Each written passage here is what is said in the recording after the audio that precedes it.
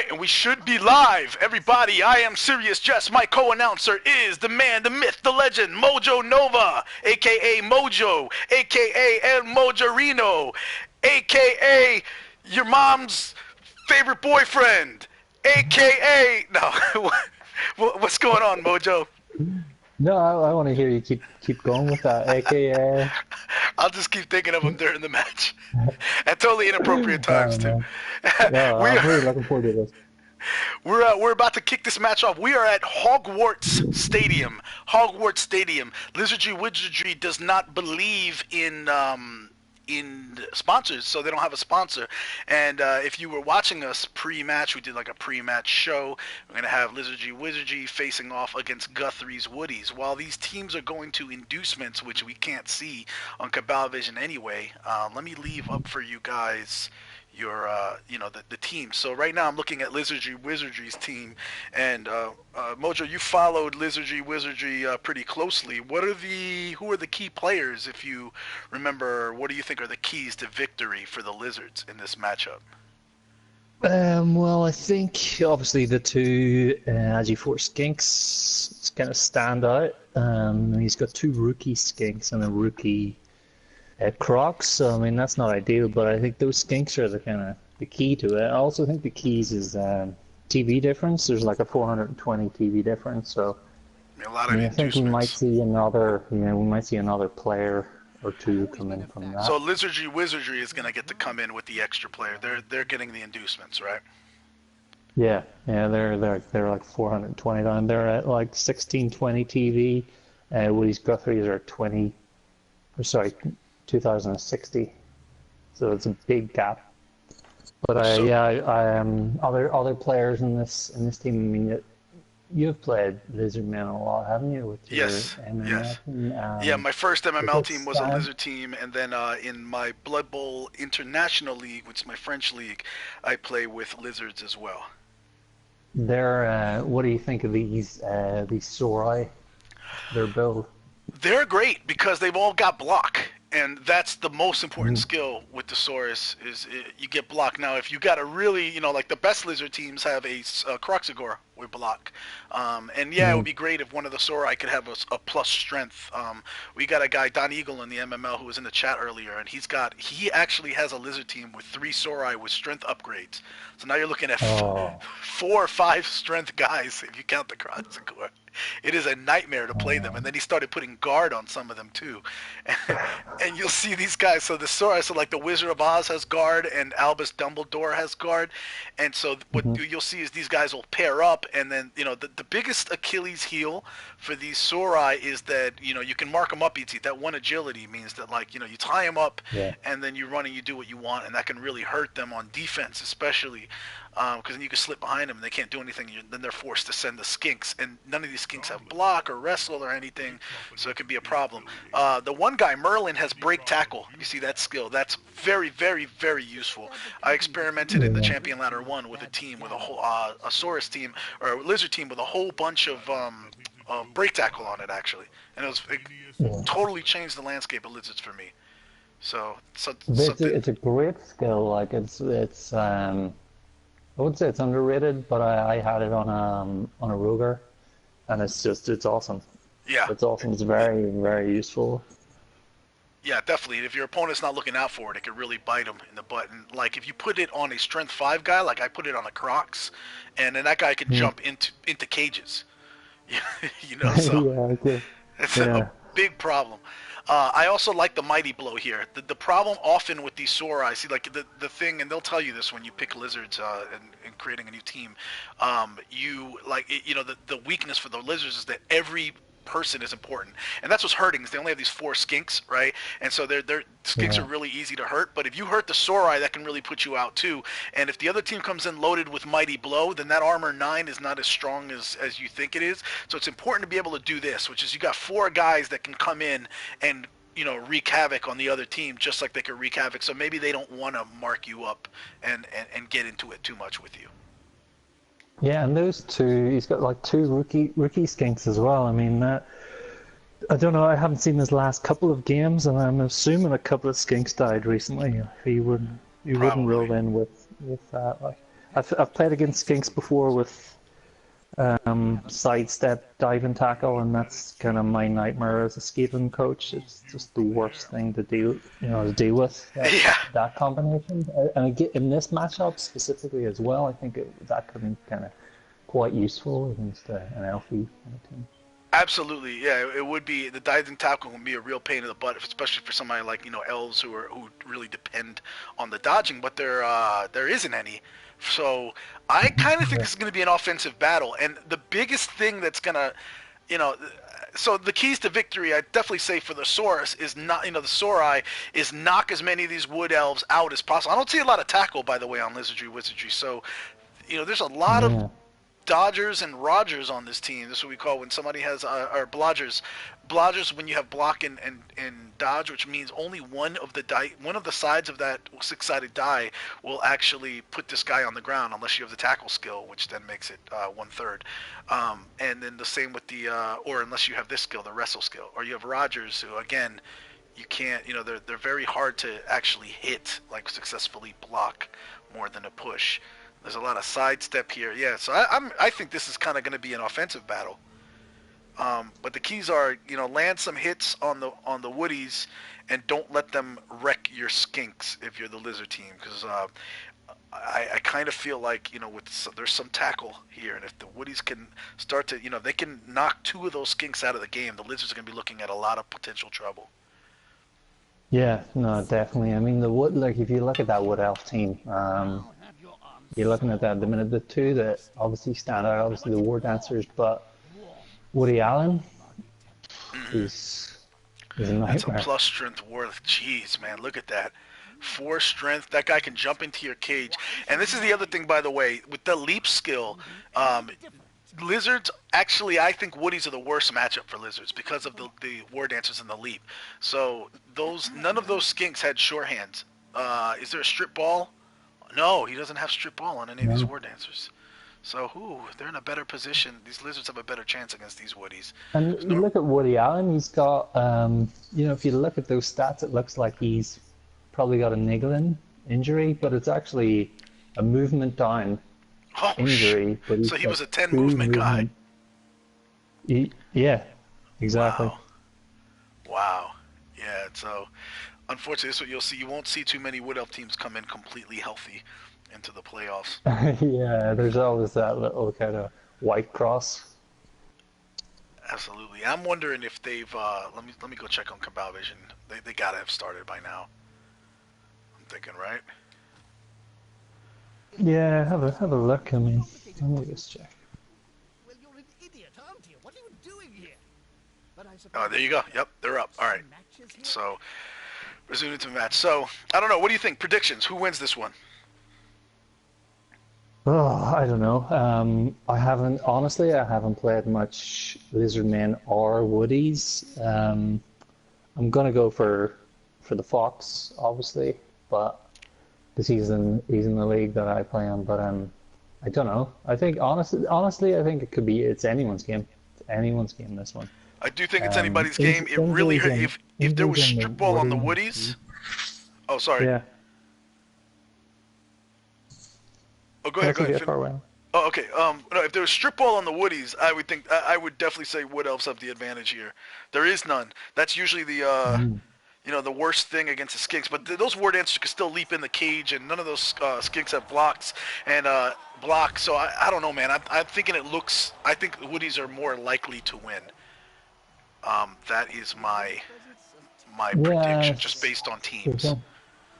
What have you heard what the inducements are yet?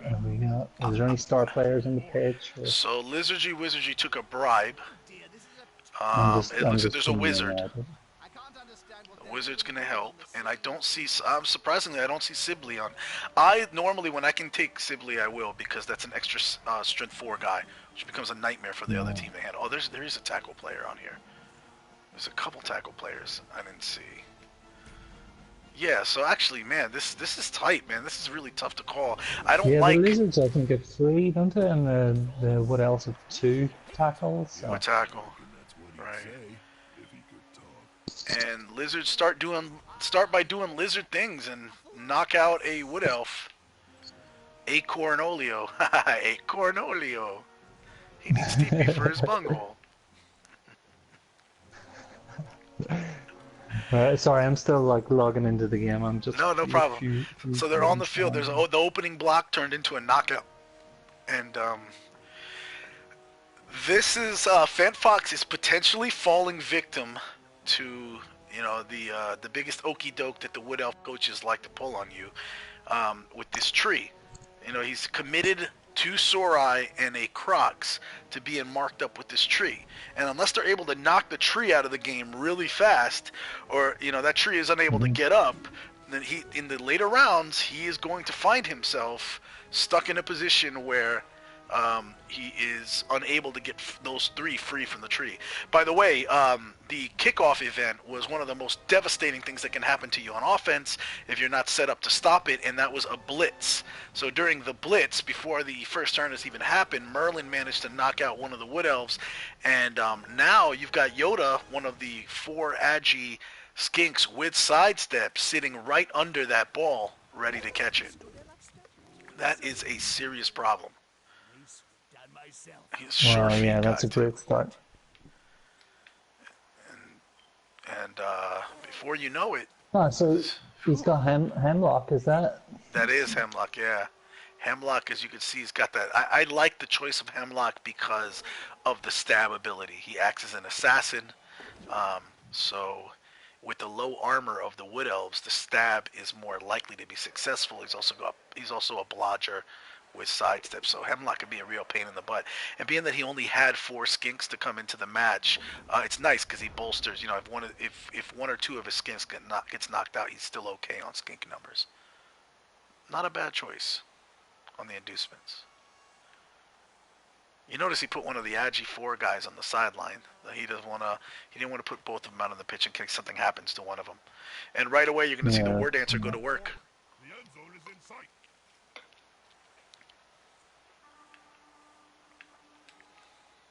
And that's Harrelson. Harrelson, of course, named after Woody Harrelson. Absolutely have to stop him.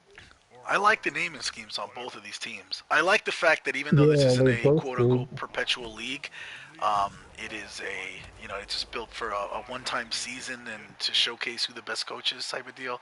But everybody, for most people have taken the time to name their teams. I really like that. It makes announcing this a lot more fun. It's a laugh a little bit. Yeah. And that ball is loose, so just as quickly as the skinks were able to jump in and get their grubby little skink hands on it, the War Dancer jumps in and says, "Not on my watch." And there's Salty Joe coming up and putting a second tackle zone on that ball, marking a pinball. And it looks like they're going to be setting up so that one of these Agi 5 guys can jump in on the ball and pick it up. Because with 1 tackle zone on it, that's still an 83% pickup. So it looks like we'll probably see this guy, Birch Benchley. He's going to walk in. He's going to grab it easily. He's probably going to dodge out. And then, do we see an immediate strike downfield? What do you think? Yeah, I'm not sure at this stage. He could hang back a little. Yeah, that's what he's going to just cage up instead, it looks like. I get nervous with those skinks hanging around. But they don't want to go into that sea of Sorai and Croxes over there either. And the tree gets busy. The Wizard of Oz is knocked out. And that's one of the guard Sorai and one of the 2 Sorai that has tackle. So that's a big blow to the Lizard team.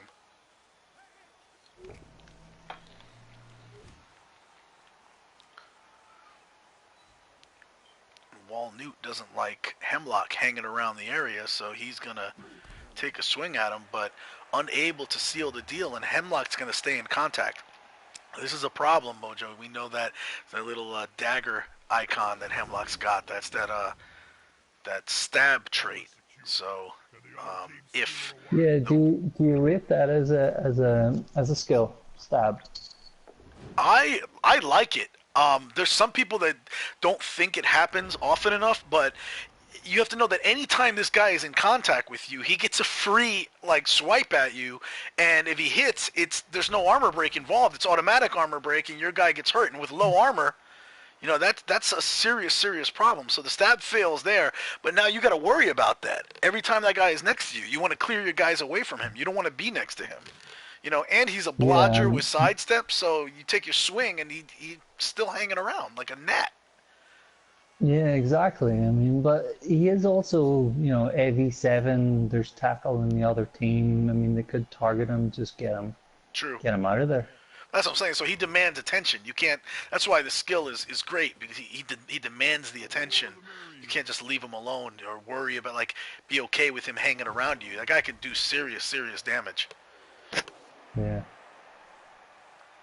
You see the block so from that's Merlin. Like they've recovered from that initial blitz. Yeah. They're not exactly on their heels anymore. The only guy that could break their cage, opening it up for a Saurus attack would be that skink right there, Pinball. But the chances of that, they could do it. They could do it. If they move Madam Mim over there and mark up the War Dancer and Moon Cow, and then put an extra tackle or put an extra assist or two on Salty Joe, they could open up one corner of the cage without using the blitz, and then follow. No, the blitz has already been used, so nah. Salty Joe, do you know what that reference is? No, it sounds like one of the classic sex moves. Yeah. It sounds like something dirty. His names do. What is it? Why Salty Joe? I don't know. Oh, okay. No idea. I have no clue. Sounds dirty though. Or Moon Kai. I think these are Woody Guthrie songs, possibly. Could be. Oh, that could be. And some of these are obvious references to, just trees, like birch, benchley. Yeah.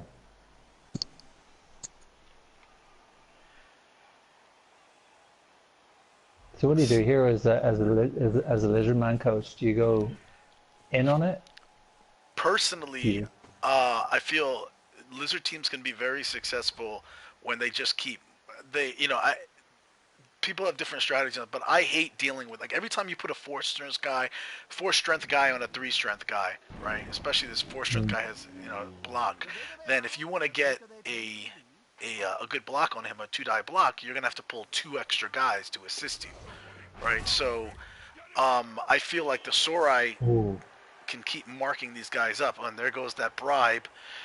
Unsuccessful foul, and it wastes the bribe. So I'm sure that FantFox is not happy about that. Yeah, double ones on the file. Mm-hmm. Not what you want to see. Nope. So the bribe out the window. But yeah, so I like to put as many of the Sorai in contact with the Wood Elves as possible, especially because they break easy. And if you half ass it, you either throw your Sorai in full contact or you don't. And if you do what's happening now, you put one guy in contact, like it's happening with Salty Joe now, then you'll see a flurry of elves come over, right? Or 2 elves come over. They'll put your guy on the ground, and then they'll move the rest of them where they want to go. So I think you either commit to move a bunch of Sorai on these elves and force them to keep dodging out so they burn their rerolls. Or make them burn their rerolls. Solid advice, but the wizard as well on the Lizardman side, I mean, Wayne, do you keep that? Some people like to use it early, because right now they've grouped up 5 guys, right, where they could all get fireballed right now, and a mighty blow on AV7 armor is nasty. So you could devastate this team right away.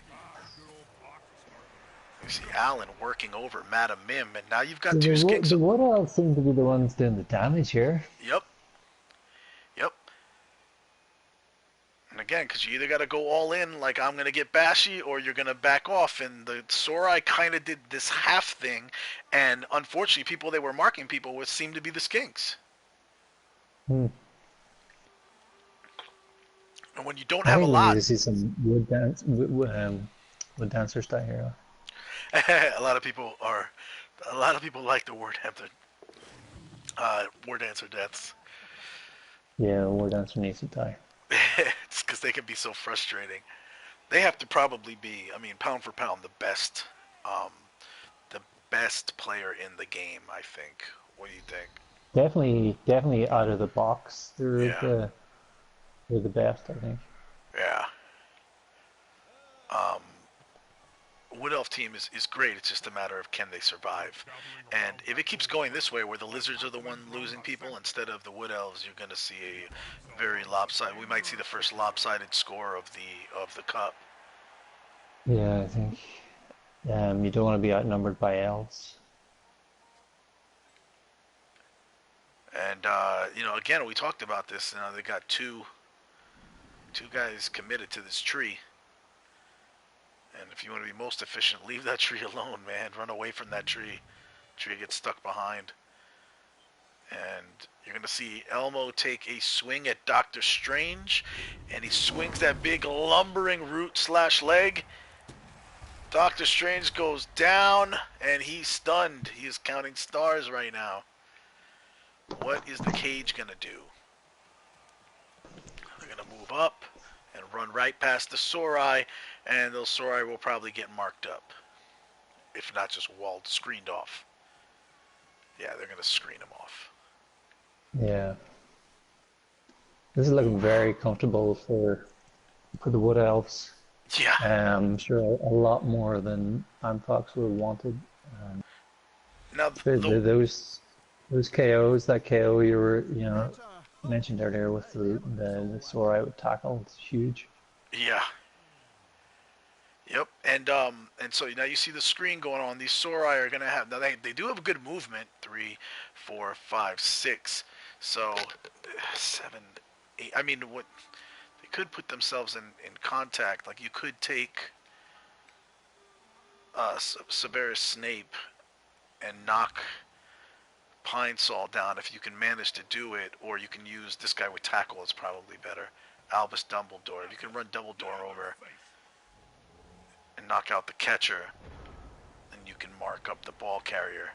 It's not out of the woods yet. And also the thing about these skinks is they have that stunty skill, which again, normally when somebody screens off like that, you dodge from one tackle zone into another, the dodge is much less likely, but not for skinks. And it looks like the lizards are just going War Dancer hunting, and that's big. Harrelson knocked out. Yeah, that is huge actually.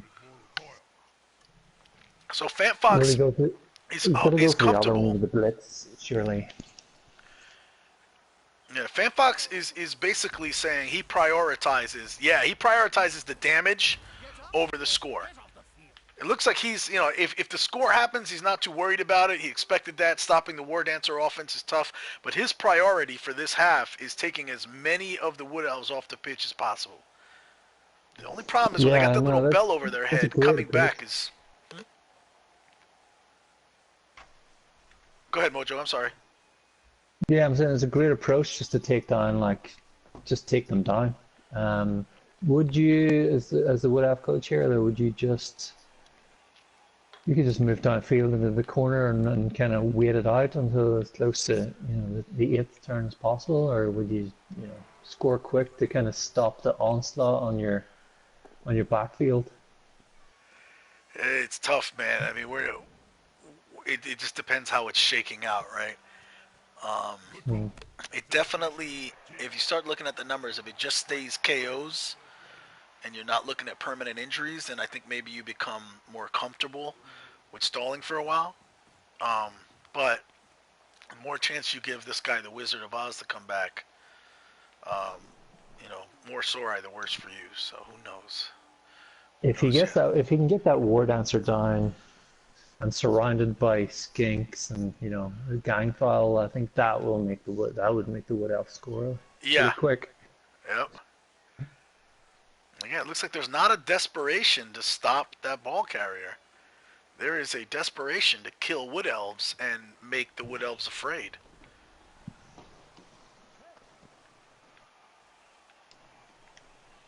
And we still haven't seen Gandalf do anything. I imagine he's probably going to go after Moon Cow. It's not a high percentage. Yeah, He's just thinking about it.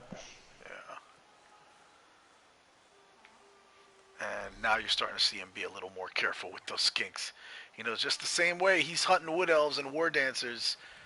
These wood elves are also looking at those skinks like dinner is served. They may be fast, but once you grab these bozos, you can usually strangle them in. And the Crocs continues to bonehead. No. Is that's 2 in a row, is it? Yeah, Gandalf says, "You shall not pass," to himself.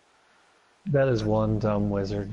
I mean, You can't do that. You just can't do that in a big game like this. This Croc needs to produce. Croxagore is kind of the reputation for being like one of the best, if not the best, big guy in the game. They frustrate me so much. That's why I personally prefer the Minotaur or the Yeti, because at least those things when they roll their one, they still maintain their tackle zones. This guy's totally useless now. But wild animal can be the worst. It's like you don't even want to trust moving them without a blitz, because they're just no. Well, what's the worst that happens though? If you fail, you still have the tackle zones. But if you fail moving a Crocs, that guy just goes bonehead and he doesn't even have his tackle zones anymore. He's of no use. So if he had guard or anything else like that could have helped you out, that's no longer applying, and he's leaving his teammates hanging out to dry. That's why I just personally, that to me is a lot more frustrating than somebody not moving. Yeah. Or what about if you? It's worse when you blitz with them and then you play wild animal. Or it's even worse when you blitz and they bonehead. They lose their tackle zones and they're not going anywhere. Yeah, that's the worst. Worst case scenario. So yeah, I don't know. I've as a Lizard coach, I've been consistently frustrated by Croxes, and so I kind of just have a chip on my shoulder with them. Big guys are annoying. I'm exactly the same with like wild animals. So yeah, Rogers and. I like the Rogers too. I think they're great. They're an excellent big guy.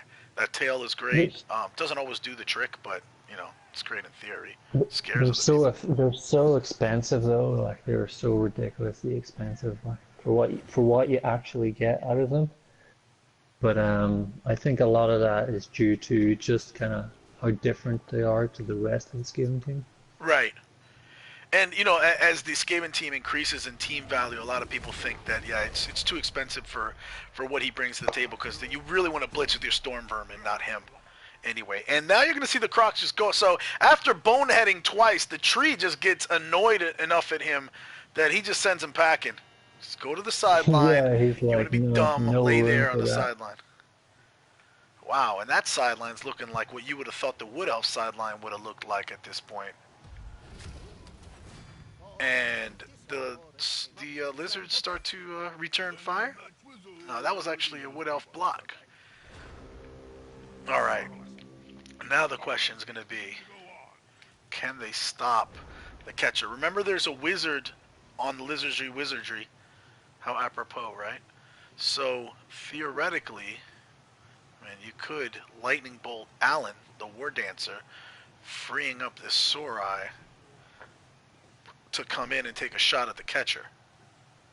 But if that fails, I think he's just gonna keep beating up elves. He might try and kind of move people closer, and try and make him score next turn. But I think at the minute he's probably just gonna start beating some elves. I agree. One of the things a wizard can bring to the table as well is the threat of the wizard, right? So as long as it's better than the wizard sometimes, or most times, to be honest. Yeah, so as long as that wizard's hanging around, you might not see people group up. Although it looked like early on, Synonimouse was just daring him to use a wizard, grouping up five wood elves in a traditional cage.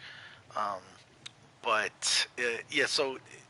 I think just because of how FantFox has been playing, it seems to me like, and also being in the Blood and Tears League with you guys, and knowing that you guys are big fans of clock possession in that league. That's definitely part of the culture. I mean, it's very much so everywhere. Clock possession is important, obviously, but I mean, people in the Blood and Tears League go out of their way to stall sometimes, even when it risks the touchdown. And it's a valid way of, you and I have talked about this at length about the philosophies.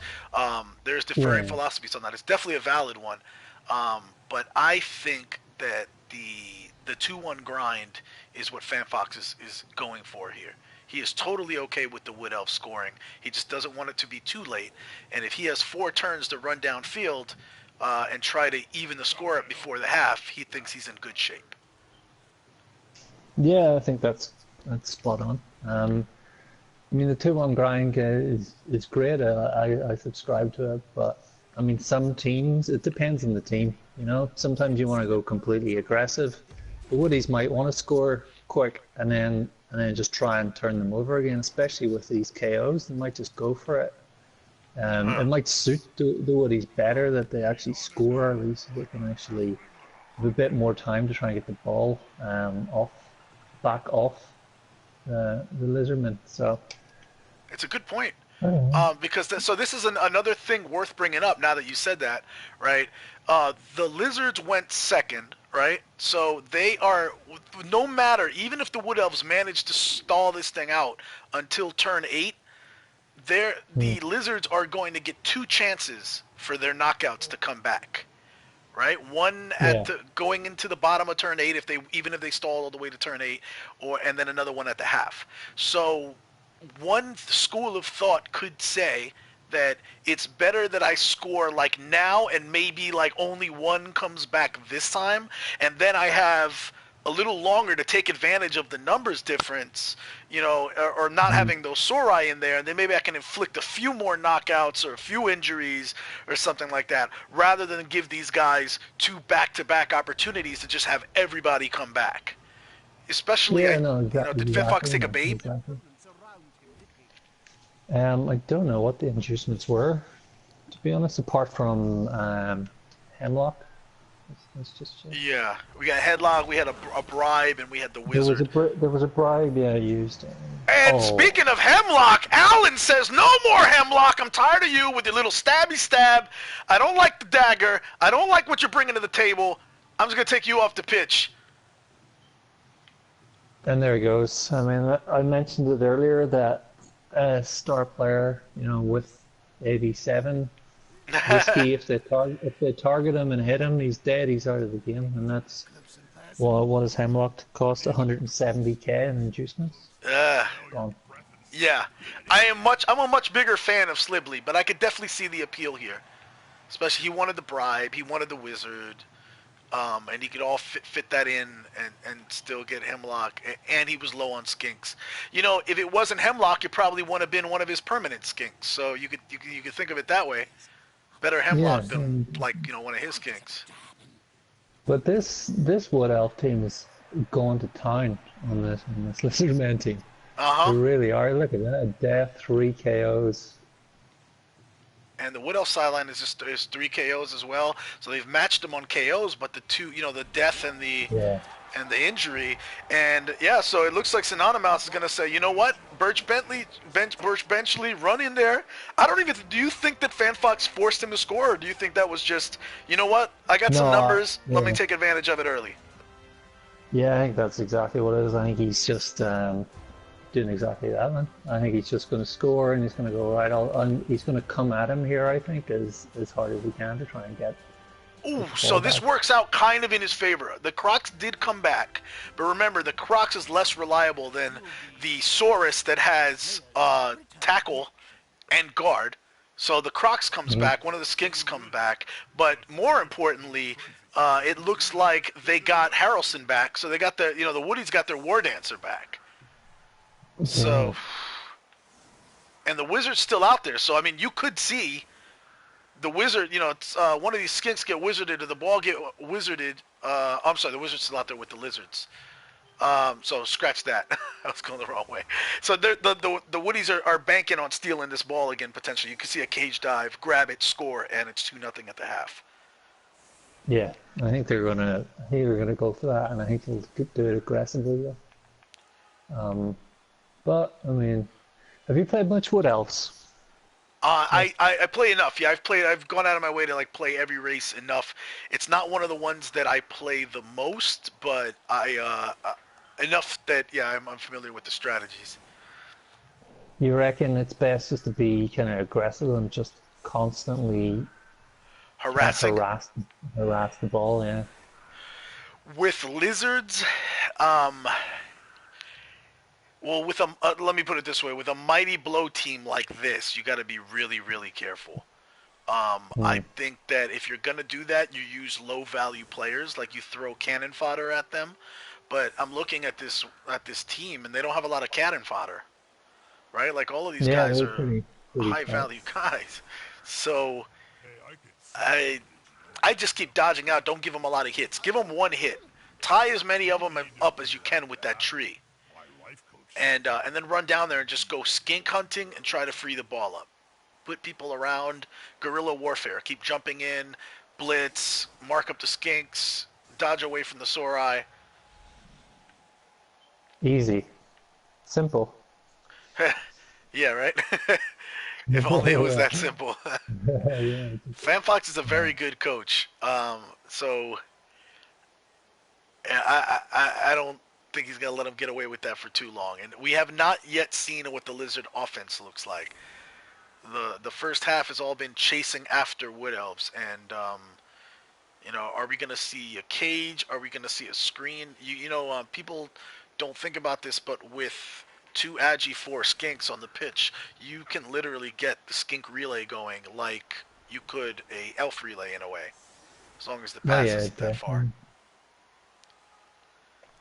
I think his star player was more obviously in line for defense, but these two edgy four skins are well. I think they're vital to FanFox in this game. Like obviously, oh, that's Oh, big. that is not good for the Lizards. Oh, so a short kick and a blitz combination, and this is. Remember when we were talking about, should the Woodies stall it out, and they decide, no, let's not stall it out. Let's try to get that ball back. Hope we get some good luck and go in 2-0 at the half. This is looking like exactly like they couldn't have wrote this script better. Yeah, yeah, it is. I mean, but that kick for the blitz is the worst. The amount of times you get a blitz and you look at it and you maybe overextend to go for it, or do your best to get anyone near the ball, but when it's like that, you're just, oh my God. A blitz in a It's perfect the best feeling defense. in the world, isn't it? When that happens, when you get a blitz and the ball's right there and there's only one person on it, and you're like, Yeah. Merry same thing with Christmas. his life. Yeah, Christmas come and early. and he's gonna take that. He's gonna take that present. That's the gift that keeps on giving. And I mean, I'm wondering if yeah, okay, so he's gonna leave him there. He's gonna leave Allen there. I was thinking he was probably thinking about moving Allen, putting him somewhere else too. So he's gonna come in, grab the ball, or put the thrower in a position where he could grab the ball, and he's just gonna commit to that side, see if he can get a second touchdown. This is the nightmare, and you really It do. I is. mean, It is. You look at the role with Crocs is. I mean, he oof, put his Crocs on that side specifically, and the kick was just in the worst kind of possible spot for that as well. absolutely. That makes it even worse. This is the worst So spot it could have probably landed. yeah, that's not good. I Oh, mean, and we they're gonna could come with a see a foul on top of that to make sure that Source doesn't get up. This is that's ballsy right there. If it doesn't work, it does. Dumbledore is he's gonna be going in. Yeah. stunned. That's all they need. You could see a. Could you see a wizard at this stage? I mean, would Yes, yes. being Actually, this is being probably the 2-0 textbook time down? to use it. I think you have to This is gonna get really. Your other option is you could throw all these skinks back into a column defense right here, right? So you put Yeah. one here, and then one here, and then try to get the Sorai over as quickly as you can. But you know, with the War Dancers and their leaping ability and all that stuff, man, I think you paid for the wizard. Like, the threat is all good, but you gotta use that, man, because you wait too long, and there you go. He There it drops is. a fireball, and it's gonna knock 2 down. One goes down, one is KO'd, and is that the guy that The was ball holding the handler. ball? That's the ball carrier. Yeah. Mooncow is out. A third one is down, and the War Dancers are still up. So that sucks that they're still up. Both war dancers just standing there thinking, nope. You know, but that being said, some things can still happen. You still have these dodgy skinks with the, you have the one with the Agi 4 that can run in there and grab that ball. With a 1, 2, And 3, where do you go with it? one step at a time. You grab the ball. Yeah, but I mean, you're right. The sidestep does help, because if they knock him down, at least he can push the way he wants that ball to fall. But yeah, I think you got to start swinging Sorai over there to try to protect them. Maybe mark everybody up that you can, including the War Dancers. Because he has so many, elves in around where the ball is, do you run your Agi4 skink in, try and get a punt downfield while you run down the guys on the left of the pitch, kind of down the left? Do you know what I mean? And just punt it into that general direction where they are. I'm usually not really a big fan of the punt when you're facing a team, such a mobile team like the Wood Elves and passy team, because you could try to punt it. First of all, you're risking a fumble, right? And then you've got guys that can cover so much ground that you could theoretically, I mean, you could have that thrower run over there, pick up that ball, and then be throwing, and then get it wherever he wants it to in the very next turns. I'm like, hold on to the ball. I'm going to force you to use one of your guys to at least blitz me or block me, and then you got to use another guy to pick it up, and you got to, then make that pass. So that's just me, but It's a tough one, and he's running out of time. He needs to do something. Yeah. Because 45 seconds left, isn't it? Yep, we're down to 45 seconds, and skinks are. Yeah, so it looks like he's going to use some of these skinks to mark these people up, and a lot of wizard coaches actually. I mean, they. A lot. The big thing is protect your skinks, but a lot are like, sometimes you use the skinks to mark it. There's an appropriate time for it. No, there's the tackle. That's going to come in useful. And now it's not looking so bad, right? Now there's no tackle zones on the ball. He's got Sorai in the vicinity to help provide some cover. And yep, so he's just kind of making it awkward before he tries to pick up. It's probably not going to be a full cage, but it's going to be look at that. The Crocs finally comes through. Yeah, I think when he got knocked out, he thought, I'd knock some sense into him. He wants his revenge.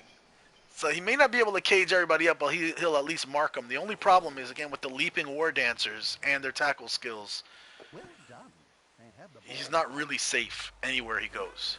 Ooh, actually running out of time.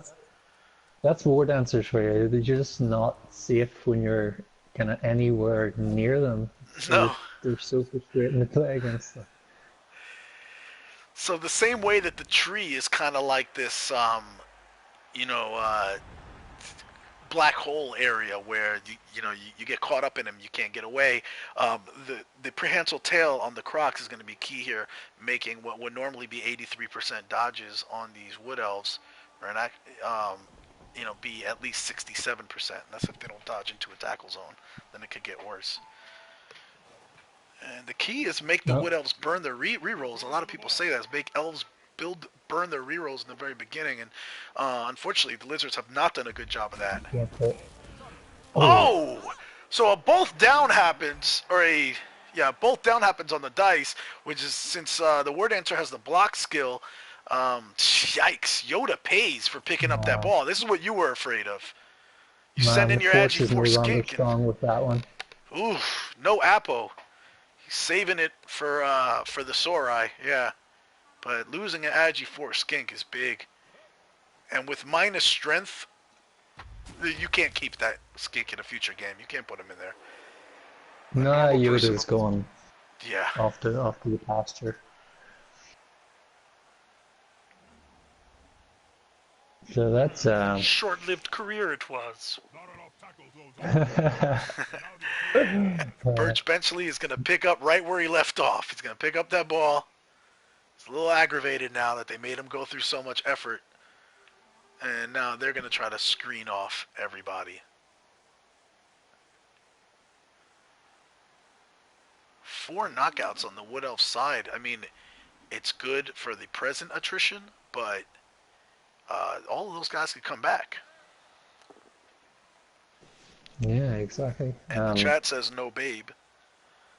There are no babes. Yeah, the log shows that. I think I saw it before when they were waking up. Twinkle toes there.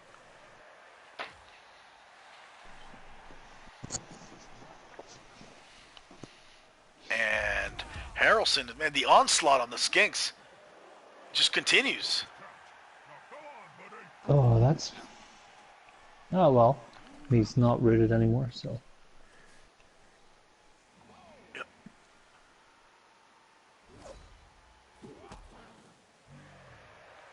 And yeah, if looks like Birch is in position to score very next turn. As a bolt down, the Sorai tries to take a hit on the tree. You know, it's hard. The tree has to make a roll just to get up. It's a 50% roll, right? Yeah, it's a 4 plus. Yeah. So if FantFox was comfortable with the Wood Elves scoring, you know, turn 4 and going up 1-0, and he was just going to focus on attrition, I don't think he's comfortable with them going up 2-0. So we will probably see a different kind of response than we saw earlier, and he might just be throwing all kinds of forces forward. Yeah, whatever I mean, it takes. Who's he got here? He's got Harry Potter, the only kind of guy free, and he can't get to the ball carrier. But what you can do, what you theoretically could do, is, I mean, this is how a lot of stuff would have to go right. If Gandalf, go for it. the Crocs, can actually fell Ash, right, freeing up Severus Snape rather, and you were able to do that, what he's doing with Merlin, block the War Dancer out of the way, and he's unable to do that. So yeah. Oh, so he actually opens up. And why didn't he follow? So Merlin doesn't follow. And the thing is, had Merlin follow, so he's gonna all right, he doesn't follow because he wants to keep the rest of the guys back. He wants to keep that other War Dancer in check. He wakes up Madam Mint, and Madam Mint's just gonna have to take one for the team from the War Dancer. But if you can get one of those, yeah. So if the Saurus comes through, no, he doesn't. Yeah. So he's unable to free. You may have to come and can Harry Potter get there? He can, with two. Harry Potter two can go get there. forwards. Yeah, I think that's going to be his play. Like It's gonna have to be. Yeah, it's going to have to be. Yeah, and you got to mark up. Oh wait, that's a catcher, so you don't even have to mark anybody else up. You don't. I was gonna say you could dodge out one of the Skinks and get over there, but that War Dancer is tackle, making that nullifying their dodge skill. So all he's got to do is basically send Harry Potter with 2 go for it. That's 283% rolls. Just don't roll a 1 on your 6s, and get in there and make that block on the catcher. Unfortunately, it's not going to be a guy with tackle. I think that's what he wanted to do, but there it comes. Does Harry have the Quidditch skills to pay the bills? And he does! Harry Potter successful! He's going to put Birch Benchley on the ground and injure him! And we're not going to see Birch Benchley for a couple of games now. That's a big blow. That's an Agi 5 catcher. And not only that, but Harry Potter is full service, Saurus rather. Not only does he knock Birch Benchley out of the game, but it looks like, did he catch the ball? Oh, no, I'm sorry, he knocked it out. Okay. It's perfectly, well, not perfectly, but there are Skinks that can get to that. Absolutely. Oh, but the War Dancer has something to say about that. Fortunately, extra training this week came into effect. And Willow is going to pick that up. And Mojo, is it pretty safe to say this is a potato? This is full potato. It's not actually. It's not technically. It's not a potato because the ball just landed there. He didn't. He didn't choose to kind of run down there and just. Okay. So it's a improvised potato. Some scatter though, isn't it, from the crowd for it to go kind of like on a plate for him just to go for it. I'm not that surprised actually, because this is Lizardry Wizardry Stadium. So the crowd was saying hell no. And not only that, but I think the crowd wants to continue the good slew of games we've had here in the Champion Ladder. We haven't had any blowouts in the Champion Cup playoffs so far. So the crowd said, no, take that ball and run. Take that ball and go. And Pinball tries to join his friend and put some, lay some extra cover. He's unable to do it. So most likely we are going to see this elf over here, Walnut, make a move and try to take out that skink. Because he's got the wrestle skill, it's going to be a 1/3 chance of taking. I'm sorry. 1/3 chance of taking him down. The skink has sidestep though, so if he doesn't take him down with the initial hit, it brings him even closer to the touchdown and out of reach. Yeah, he's also kind of tagged to the Crocs, so. Yeah, there are roads to get away from, get to him, so it's not completely kind of, in the bag, but. We forgot about the movement war dancer, Mojo. That's who we forgot about. He's not tied to the Crocs, and he's got tackle, so. Oh! If at first you don't succeed, try again, and it doesn't work. But there is a tackle skill. Willow is Agi 4, though, so this is an 83% dodge for him to get out, unless they could get more of the Woodies over there. And I think he's out of range of everybody else, right? No? They can put one more tackle zone on him, but there's no real use in doing it. Yeah, I think it comes down to that dodge, doesn't it? Yep. And FantFox has 2 rerolls. The problem is you dodge out and you score here. Or if you do dodge out and you do score. There's 2 turns for the Woodies to come back and score again. Yeah, exactly. But you can't risk stalling at this point. There is no option to stall. Yeah, there's definitely not. Definitely not. You definitely score here, but it still doesn't look great. Yeah, sure. If you got there's 1 turn left for Woodies, they're dangerous. They're one of the most dangerous 1-turn teams. Yeah. Oof. So they do try to put the extra tackles. He's lucky he didn't get injured doing that. I don't understand why you would do that. Why even risk it? Yeah. He can still just diagonally to the top left, just dodge out. It's the same, isn't it? Yeah, I was almost thinking maybe he just wants the extra guy over there so that in case the dodge fails. But, realistically, there's no real advantage. You could just put him there and not GFI. You put him in the vicinity and he's good. So it's kind of unnecessary, maybe. I missed the whole passing, though. Maybe it was going to a different spot, but. Could be. I don't know. But FantFox is obviously thinking, right, what do I do here? Do I take another hit? Do I try and get this war dancer, or before I do the dodge? And normally, you say, hey, look, this is the playoffs. This is a very important play. If you fail to dodge, you're screwed. You really need your reroll. You don't want to have to use it on the block. That being said, war dancers are especially destructive, and they're a real problem.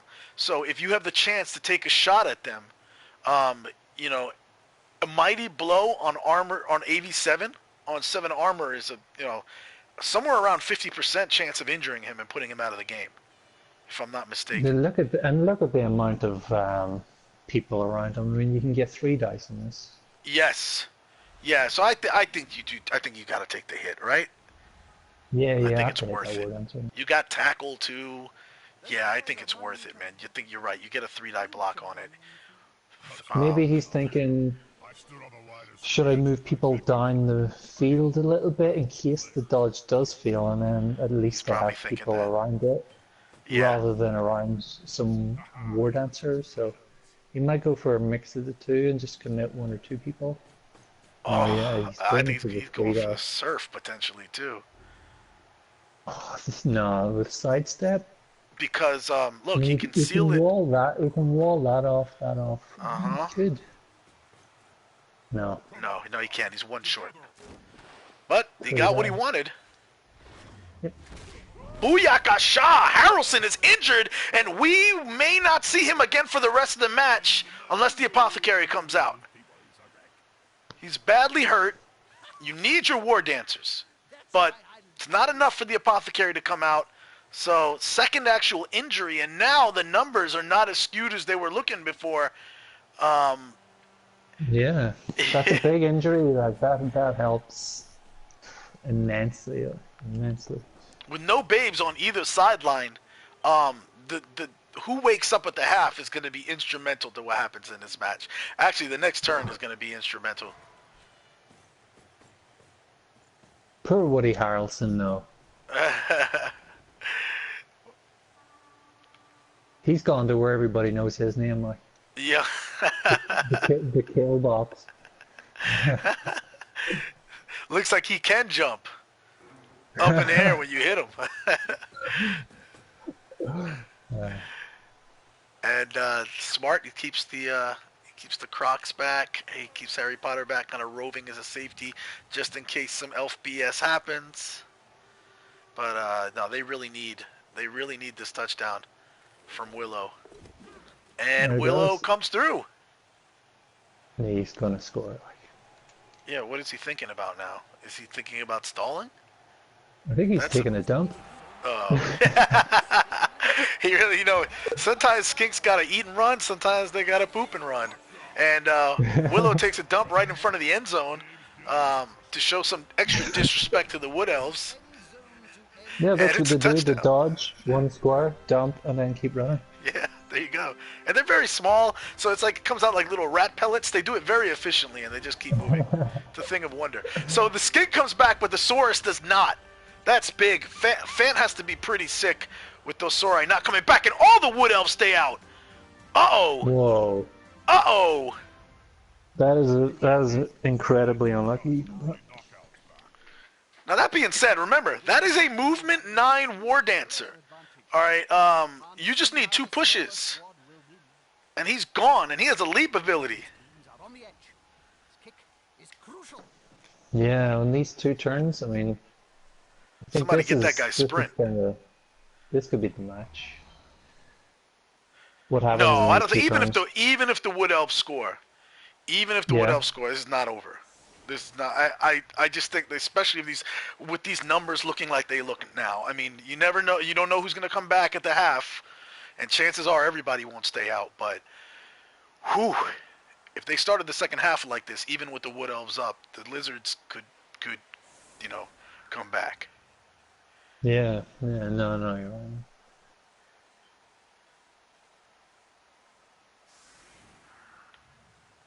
It's tough. It's a tough one to call, isn't it? I thought it would be back and forward. I didn't think it would be quite this back and forward, but it's been great.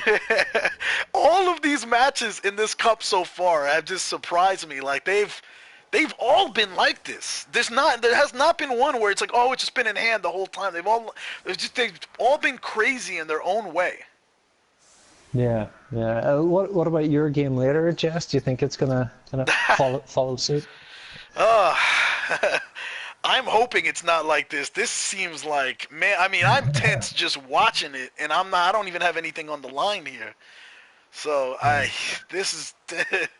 hope mine is nice and calm and, and not surprising. I don't want a photo finish. Man. That doesn't happen in Blood Bowl. No, though. it doesn't. Afro It Chef really has a doesn't. nasty werewolf named, is it Dirty Diana, I think? And, Yeah, I think I've heard of Dirty Diana. yeah, and I've got what's a he nasty got? Is he minotaur a named strength Saddam Hussein, who's, so it's pretty much going to be who gets who first. Oh yeah, it's the South Park themed. Yeah, I also got So, my Beast Man with Claw. I don't think he's Pylon, but he's got Claw and Mighty Blow. So and that's Towley. So he's gonna be chasing Diana around all match, saying, "Don't forget to bring your towel. I got a towel for you." Hopefully he doesn't forget what he was doing. Want to get high? Run wants to know how this war dancer he lived long enough to get this damn good. I mean, you'd think somebody would have killed him after the 2 movement status. Well, people have tried. Duran, that war dancer, by the way, if you look closely, that's an injury. It's not a niggling injury. That war dancer used to be movement 10. He's been hobbled a little bit. What's the specific injury? He had a smashed ankle. Do you miss the old days of He kind of limps around a little bit. Not really, Jim. A lot more rules in them days. You couldn't just walk into the crowd on a murderous rampage. All right, so the moment of truth. The Wood Elves have 2 turns to score. Let me ask this, since I have a captive audience now, and I'd like to know your opinion of this too, Mojo. I wanted to ask everybody in our PlayStation chat. Yeah. We decided, the people that were, I wasn't part of the admin or moderator team back when they made the decision to go 3-minute turns for the championship ladder. But would it be worth bringing up the possibility of knocking the turns down to 2 minutes? Is that something you would like to see? me? No, I like I like more time personally. I think the 3 minutes kind of most of the leagues. I mean, what's MML? 2 minutes? 2 minutes, yeah. And Yeah, Blood and Tears so is 2 like minutes too. yeah, exactly. So I think that with the 3 minutes, it's just kind of it's different. It does give you an extra an extra 30 sec. I take an extra 30 seconds at the start of my move to kind of plan what I'm going to do. I like it personally. Have you found I it? know it's not great for an audience, but I as a player or a coach, I like it. Have you? By the way, in the like for me, I've noticed that when I go and I play Blood and Tears matches, I played my first. The Blood and Tears League just started our season 3 yesterday, right, or the Yeah. day before, and I played my first perpetual match, and we're back to 2-minute core. I ran out of time 3 times. It's made me a worse private league coach now. The same has been happening to me when I go back to the MML and I play on the farm. I'm like, damn, I'm running out of time. I used to 2 minutes used to feel like plenty of time, and now I'm Yeah, used to this no, three that's minutes. exactly what happens. That's exactly what happens. But no, I like 3 minutes. Especially because it's just kind of a one-off. I wouldn't like it in every competition. It would just take, everything would take so long. But I think because of kind of what's at stake in the Champions Ladder, I like it in that. What do you guys think in the chat? Would you like to see the champion? And think of it not from the perspective of an audience member who is like, well, yeah, I want these guys to just hurry up and play quicker so the game is over quicker because the downtime kind of sucks watching it. But as a player, just like you said, Mojo, like you gotta sit in 2 minute, like you gotta sit. Like, just like you get longer to make your moves, you also have to sit through the other guy making his moves. And 3 minutes when somebody takes the whole turn can be a long time, especially like grinding through the ladder. Yeah, yeah, definitely. Speaking of which, how's your how's season 2 going in the ladder? Is it No, not bad. I got a going late well? start. I just decided, I took like the viewpoint that I played my first game, and I know we built the algorithm to not to actually discourage you from just scrapping your team if you didn't do well at the beginning. But like my kind of Mm. rule of thumb was like, I was going to let the universe guide me. If I lost my first game, I was scrapping that race and I wasn't playing on with that race. So I played my first game with unskilled chaos, and I started late when some other people already had skills because I was worried about Yeah. setting up this playoffs and all that stuff. So by the time I actually got to jump into the season 2 ladder, other people already had teams that were like, not well developed, but a little developed, and I was like fresh chaos. I got my ass whooped with my first team, and I felt like they were just cursed, so I just deleted them. I said I'm not playing chaos this year. So my 2 somewhat successful teams I got a high elf team called Swagger Squad, and then the other one is a orc team, so I kind of went diametrical opposite. So I had an orc team called Norcos, and all of them are named after famous like narcos, like Noriega is my troll, and but both of them only have one loss. And the thing that sucks is that the Swagger Squad's only loss came from a blue screen on turn 16 as I was tying up the match. No way. And I'm not saying like probably tying up the match. Like I literally like did all the rolls, got through. The only thing left to do was click so I had clicked my guy, I highlighted the end zone, and I clicked OK, and my guy was on the way from his space into the end zone, and it was the top of turn 16, and then it went blue screen. So did you think it's like at the end when it kind of fades out, even though? But it didn't, no, because there was still a bottom of it. It was the top of turn 16, so the other guy would have got the chance to one turn, but he didn't have a lot of, like I don't think he had the personnel to do it. Still, it's not great. Yeah, what a way to, that'll suck, right? Like if I manage to make the playoffs again with that team, and their only loss was that damn blue screen loss. Yeah, but it happens, like it happens. Yeah.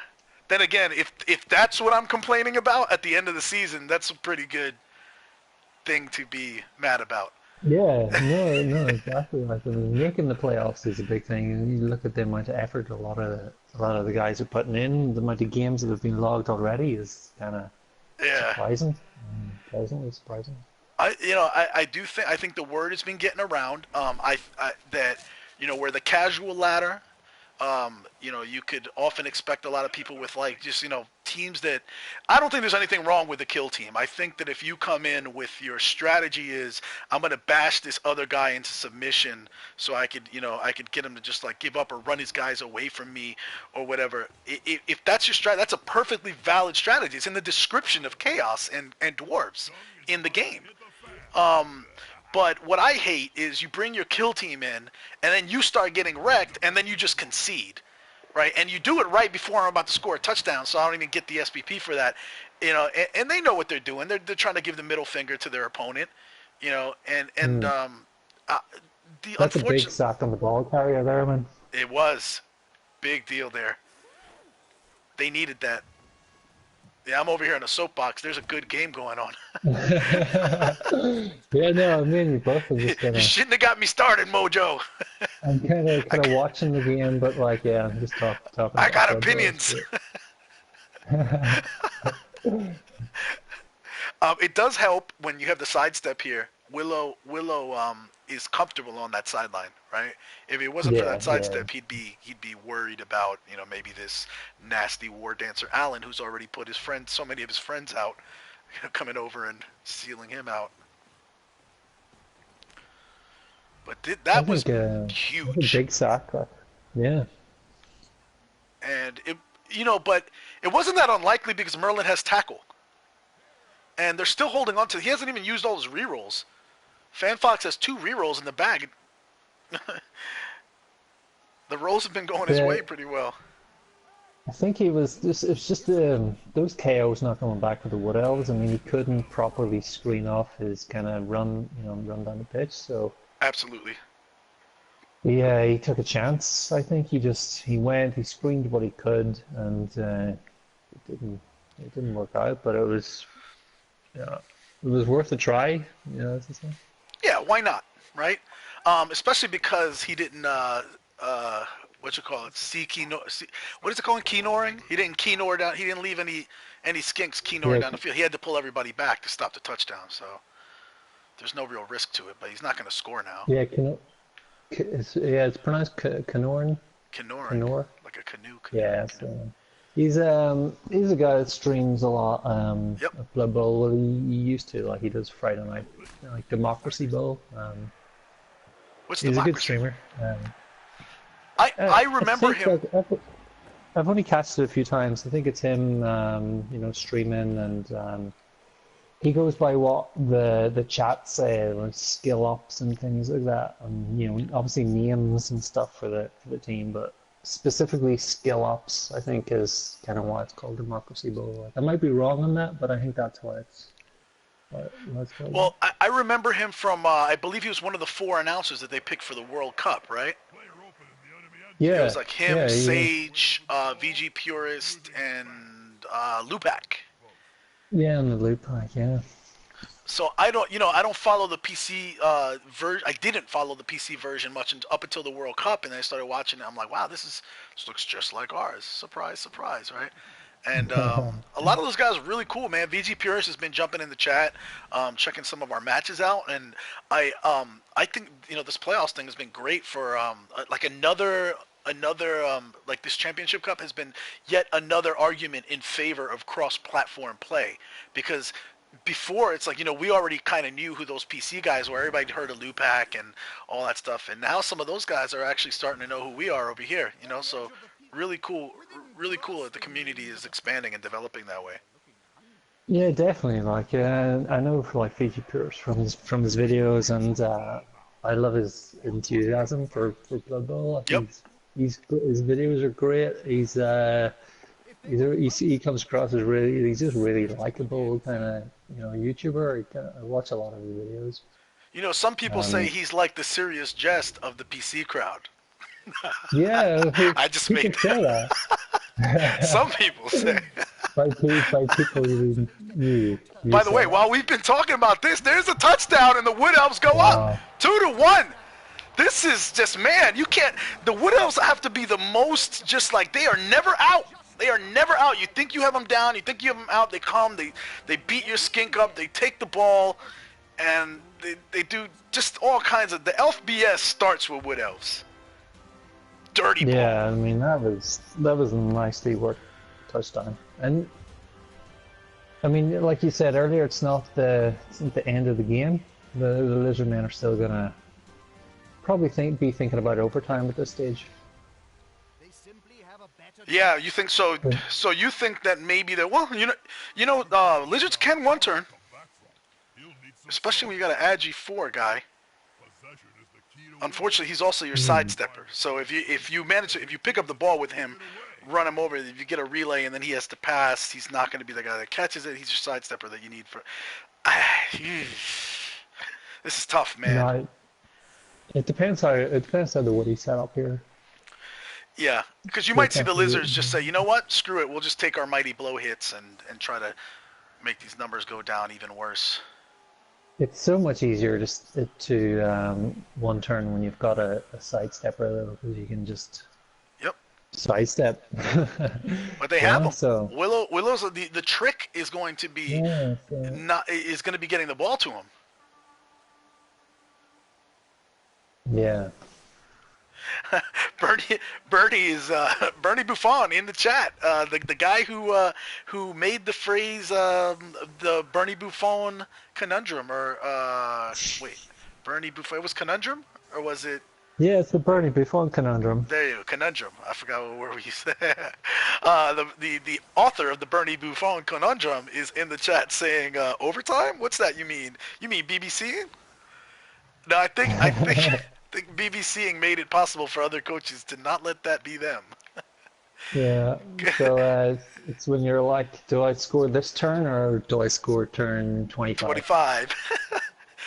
BBCing, the official Urban Dictionary definition for it is scoring. It's planning to score in turn 25. He said, oh, his PS4 blue screened in overtime. That's what happened.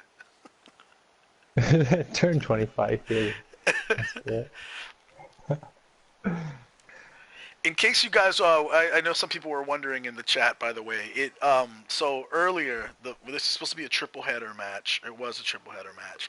Unfortunately, we started with a great game between the Orcs and the Dwarves. Arzo Wayne Fibes, Malditos Bastardos versus the Dwarves Fat Lightning, I think, right?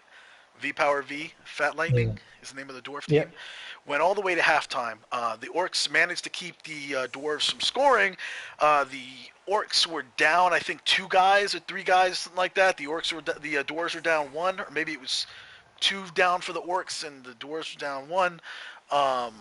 But the Apothecary was used on the Dwarves, and it was 0-0, and then the ball was kicked off to the Orcs. The Orcs started driving downfield maybe for a couple turns. The ball was somewhere still in the middle of the field, and there was a cage happening, and unfortunately we had a blue screen against the Dwarves. So it ended up being a concede win for the Orcs, and we stopped the broadcast, told you we would talk this out in the chat and figure out what the sides wanted to do. So it looks like the ultimate result is going to. This is what we did as admins. Sam and I are the admins of the Champ Cup, and we first of all we started with the question to the coach who did not blue screen, and said, "What do you want to do? Do you want to accept the replay, or not?" And you're perfectly within your right not to, because you played a whole half of a game. So it's what do you want to do? And so he felt that he had advantage by being that he managed to keep the Dwarves from scoring in the first half, and then he got the ball in the second. So he felt, I have the ball, I managed to keep them from scoring, I have advantage, so I would not consent to a replay. So then my next question was to the challenge to the guy that blue screen, which is V Power, and I asked him, well, what do you want to do? If what I can do on your behalf is I could submit it to the Focus and Cyanide team, and fortunately we have the replay, so you guys can take a look at the game and see where it was at, and what do you and make a decision. And V Power just said, you know what, I respect his viewpoint that he was, he did have advantage because he had the ball. So I'm not going to fight it. So we are going to see the Malditos Bastardos, the Orc team, move on to the second round, and the Dwarves are not going to advance. In case you were wondering. This quick snap is useful. Yes, a lot of very key kickoff events happening. And look at that kick. Wow! So that takes away the problem of getting it to the ball carrier, right? These kickoff events have been insane. And yeah, the blitz, that was, oh my god. The only thing about this, like, I have, like, I've got the one turn kind of pattern down. I've done it enough times, so I feel comfortable doing that to a certain extent. But then when I don't know if you feel this way, when somebody throws the quick snap on me, then I'm like, it's like it could be a Trojan horse, right? Because I'm not used to it. So what if I move my guys in the wrong place, and then now I screwed this up? Yeah. You ever feel like that? No, I know exactly what you mean. You can ignore the quick snap. You don't have to move your people. Sometimes that is a better option, and that's what he's done here. He's not moved anyone. Yep. So he didn't move anyone. That's like, I'm surprised he didn't at least move the skink. Yeah. I mean that's surprising, but yeah. But, again, it's like we were saying, right? Because maybe that throws him off. He's like, I know how to one-turn as it is. I don't know how to one-turn once I move people, and I may screw this up. I don't feel comfortable. I've only got 3 minutes to figure it out. It's not enough time for me to dial up my fumble one-turn guide. So, yeah. 5-minute turns. That's what we need. 5-minute turns. Bernie in the chat saying the Goblin refs lied to him about the overtime rules. I love it. By the way, you guys, in case you don't know Bernie, he's awesome. He's gonna maybe be announcing my game after this one, so you'll get the chance to meet Bernie Buffon. So he's obviously joking, but since he lost that overtime game, it has been a litany of excuses as to why he lost it, and I think they're hilarious. They are hilarious. Now, Mojo, this is weird though. This is pinball, so pinball is blocking. That's not good. Doesn't look like. Yeah, no, he should have followed there, definitely. Ooh. Well, he still can, right? Yeah, he still can follow. Yeah. But he's trying to figure it out. I wonder if he blitzed and he stopped. No, that's oh, you're right, because I didn't see the War Dancer behind him. Yeah, he's done. Yeah, he may have screwed this up. Oh, he should have followed. He might be thinking, what else can you do here? You could move number 4, Dumbledore, in there, hit him, sidestep out in front of where Walnut is, You know, like directly north of where he is, that one Let's square. get the names up. So you're saying get Dumbledore to step up in there. Yeah. Hit Yeah. him. But then what you're going to do by hitting him is send Madam Mim to where Dumbledore was. It's just warming. There's just, this is, no, he had to follow, man. I thought that was, sorry, I thought that he was the sidestep guy that he had in there. Yeah, no, sidestep guy is back, like thinking that he has the ball You now. need to have your sidestep guy up in there. Like, you know, Okay, that's... okay, this is creative though. Wait. Yeah. No, because he still has to dodge No, somebody to no, get over there. he can still do it. He can still do it. He needs to... This is tough. No, maybe...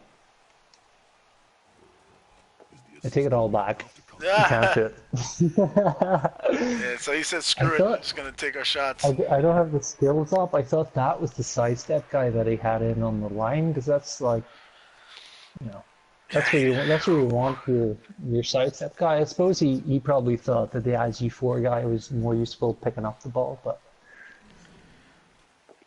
A word to the wise, guys, for round 2, bone up on your one-turners, on your one-turn scoring ability. I am not the best at it, so I will probably need to review some stuff. I'm okay, but it looks like a lot of these matches are really coming down to what you yeah, can and the do with defense as well. I would say study up on your one-turn defense. Like, I mean, Yeah. my one-turn defense when I played Resner was you know, your standard. You put 3 people on the LOS and you put everyone else in the backfield. Yep. And it works against some teams. It doesn't work against teams that are like AG Stunty, 5 yeah. or you know. Yeah. So Even you then, wanna... though, it's still 3 rolls. Yeah, it's true. But I watched the kind of replay back of my match, and Dinar was saying that, you know, you can place people behind. So I went and researched it. So I've got a better understanding of what you can do to kind of stop a one turn when you have players like mummies and whatnot. So I would advise everyone to kind of check out the defenses for one turns and obviously the offense one turns as well. It's so invaluable. You can lose a game on a one turner, or if because you haven't set up your defense right. Especially a game like this, right? Yeah, I mean, I could have easily lost that game with Resner because he just rolled a 1. That's you know, that's basically what I kind of boiled down to. So, and That that was game was because I amazing. didn't set up. Your game I versus didn't set Reds, I up thought, right, so. out of any of them, that's the one we thought was over by halftime. I mean, 2 turns going toward halftime, we were like, the Woodies went up 2-0, and you haven't like knocked their numbers down much. You know, your undead team, you managed to use that undead team in a way like there is some, you know, you've used them in like almost like a necro type of like agility way, which it was very Yeah, I impressive mean, seeing you come back. that's what they are, though. I mean, they're kind of really they're so similar to Necro, so similar. I haven't tried Necro yet properly, but I think they're going to be a great fit for me, to be honest. So I can't wait to get going with Necro. But those teams are great. Those hybrids where you've got the big guys, you know, the mummies or the flesh golems that can just do damage, and you do have agility in the ghouls. Oh, I love a good hybrid team.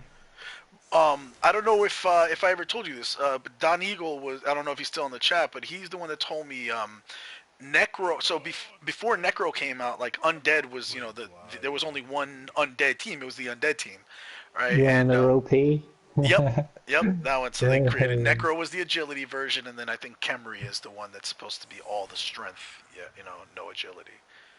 So Yeah, I find Undead OP, to be honest. I've only played, I think I've only played like 50, 60, maybe 70 games of Undead, and I haven't lost a lot of games with them. Like, they're I kind of like OP. Undead, but Necro is legit too. It's almost like going back to Undead now after you've played Necro is like, and I used to love Undead, and then I started playing Necro, and now I find Undead boring now that I've been playing Necro, because the werewolves brings a whole nother aspect to it. You know, like having claw puts a special fear in orc and dwarf teams that that undead I don't think really strikes in them the same way. Yeah, but and then you get like block and dodge in them, and they're. I mean, as soon as Pylon, they get block and mighty dodge, blow, and you they're can get the screwed. doubles. That's the dream. Yeah, no, I got a wolf in Oh I my got god! another blitz. Is made from a Another blitz. gravel. Nuffle is taking Holy! big Look where part it in this is, kickoff right? event. He's got. This is bad. Let's see what the other Two blitzes Yeah. just and That's a did that misclick. just happen? Wait, a misclick. Yeah, it's a misclick. It was a power and skull. He chose power or It skull. shows a skull. That's the with PlayStation. I don't know if this happens to you PC guys, but the not you Mojo. I mean the guys in the chat. But Yeah. PlayStation sometimes the controls stick. So like I'll find myself, especially if I'm the one doing the broadcast later while I play, and you guys announce over it. You'll find me actually moving my control back and forth between the two options to make sure the one I want is highlighted every time because I've been burned too many times on it. Oh, he's going in for the foul. This could be a game-changing misclick. Wow. Yeah, I mean, I think honestly, I think so. Synonimouse was like, that's the second blitz. I'll just run up here and let you punch me in the face. And he just ran up and he gave him the skull, and it's just being a gentleman. And FantFox is thinking, nah, man, I'm still gonna stamp on your face. Yeah. And, it's probably the best way to do it. Yeah, you can't. I mean, look at that. That War Dancer is a game changer, and if you get him down, letting him get back up is a very, very bad idea. Foul his Yeah. face. Yeah, definitely. There's a incoming foul right now. It just sucks that when somebody gets a bad roll, that's one thing, but a misclick really sucks. You're like, oh, this should have been a just different game. Lost the ball. There you go. Yeah, And that's not a yeah. minor misclick. I had a guy misclick against me in the Champions League in Season 2 qualification earlier today. I was playing my Skaven team and he misclicked and he had to make a 6+, or make a 6, and he did. and he misclicked on it. He misclicked and it rolled a 6. And I like, that was one of those moments where you're like, oh my god, you misclicked. Got away with one. You almost feel and bad you taking got advantage away. of it too, right? No. I do. I don't know. I feel like I don't mind. I don't mind. Like again, a bad die roll. I'm like, yeah, good for you. Like the Wood Elves have been rolling all these crazy, stupid elf rolls all game. Ooh, bumbled ball there from the Agi 4 skink, no less. Burns a reroll, but he manages to hold on to it. But yeah, I don't feel bad about bad dice rolls for the other side, but a misclick is like, that sucks. That's Yeah, cheapens the no. victory a little. I'm only joking. Yeah, no, I do. Misclicks. It's never good to win to a misclick. Like you want to win properly. Right. Right. And it's not your fault the guy misclicked, but still, And especially as a viewer of this, watching this, especially if if this guy goes out now, if Woody Allen goes out and he does, he's injured. That's a major match misclick right there. And okay, at least the Apo comes in and says you're out for now, but you'll come back in if they ever let you get the chance to get back on the field. And they have to, right? The Lizards have to score to keep this game going. Yeah, that's bad misclick, but I mean it does happen. I've misclicked with the best of them, so can't really say anything about a bad misclick. But it doesn't help that as soon as it happens, you get a Crocs and a Saurus and 2 skinks burn over you to kind of remind you that you've done it, and then you get injured off the pitch. Not a good feeling. Oh, that sucks.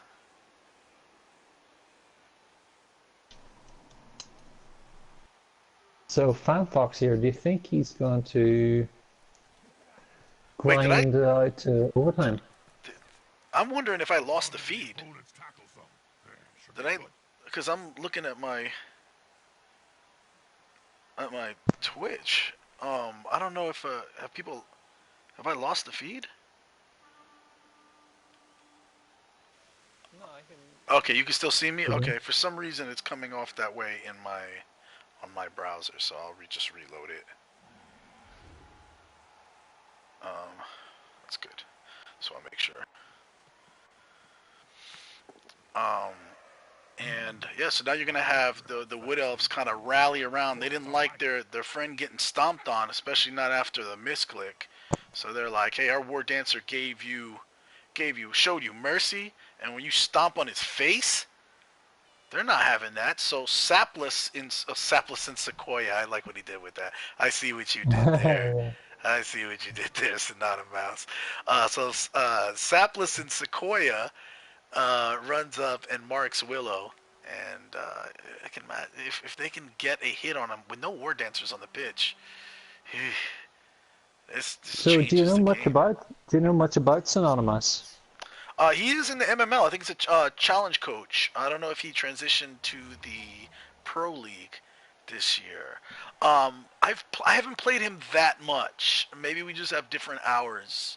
Like on the farm, I haven't played him that much. And if he was in the Challenge League last season, obviously I was in the pros, so I wouldn't have played him in the league. But Good coach. So like I played him twice. In the qualification, I beat him once and we drew once. I think I killed his tree on turn 1 or 2 on one of those kind of lucky tree hits. Dead tree. That feels kind of good when you kill a tree, right? Come on, chop it. Yeah, I mean, not in Jesus, real how life. hard that is to do, so it was amazing. But it's a great coach. Like, I think he was in MML for one season. I've been chatting to him a little bit, kind of after I have a good game with someone, and they're, or great coach, give me a good game, whatever. I'll send a message. Actually, most coaches I'll send a message to after I play them, just to kind of say, well played or whatever. Oh, Mojo Acornolio fails. He gets snake eyes on the GFI. And almost breaks his neck, but he'll get up in 2 turns. Sorry. So you were saying you sent him a message? Yeah, so he's been playing for years. He's played he played in the MML for a season, played in the Orca-Cola Championship for 10 seasons. Oh wow, that's the tabletop competition, right? No, Orca-Cola Cup or Orca-Cola Championships, Blood Bowl 1 Championship. Oh, I think so it's BC. It's recently, it's recently moved to Blood Bowl 2, I think, like in the last couple of months. Orca-Cola Championships come to Blood Bowl 2. Because you think about it, right? You create a massive league on a specific kind of game, Blood Bowl 1 or Blood Bowl 2, say. And then a new one comes out, and you have to get all of your kind of membership across to the next one. So the Orca-Cola Championship is a massive league, like. Massive league. And he played there for 10 seasons. He plays tabletop in the Montreal-Ottawa Blood Bowl League. Okay. I told him I'd give them a shout out, and he's just generally, from what I've seen and what I've played against, he's a good coach. So he's a really good coach. He beat Here for Beer 4-1 in the kind of qualification. Here for Beer, Denar's team is through the next round. Yep. Beat them 4-1. He beat Sam's team, Blood and Tears folks, 2-0 twice. Yeah, but I mean, that's a Brett team, so... Bretts are underrated in my opinion. Definitely Sam has opened my eyes to that, and we have another coach in the MML named Sturmjar who really likes them a lot, and he brings like an all guarded up team. I think Sam likes to do that as well too. And it's just a pain to deal with once they're skilled up properly. The guard on the Bretts is key. And what else? He lost to the Bloody Elves, who I think qualified. They're a Demented team. Yep. Yeah. He lost. They went on to the next round. We'll be seeing them in round 2. 6-2. Oh wow. 6-2 he lost to them. So that, I mean, that was his standout. I looked through his schedule and like seeing what he played in the qualification. 6-2 is crazy defeat. Yeah. You know, everybody has those games though. You know what I mean? There's not a lot of them for the good coaches. You don't see a lot of them, but everybody, it happens. You know, it's especially against a Wood Elf team. It can, you know, stuff like blitzes where with the ball shallow and they don't misclick, the game can quickly get out of hand. It must have been like just blitz after blitz or something. Because Synonimouse is a great coach. So. Yeah. It could also, you know, it could have been anything. It could have been like constant, you know, quad skulls, or, you know, double but skull. yeah, sorry, you know. that was a loss that stood out. I mean, all of his losses weren't. I mean, his record was like 19-3-12. He lost a few times, but not like majorly, except for that one. And he made some amazing victories. Like he beat a lot of good teams. Like he's a great coach. Yep. By the way, so this would be a good time to probably go back to this. Bernie is in the chat asking, who do you think will win the cup if it's not your team? And no sitting on the fence.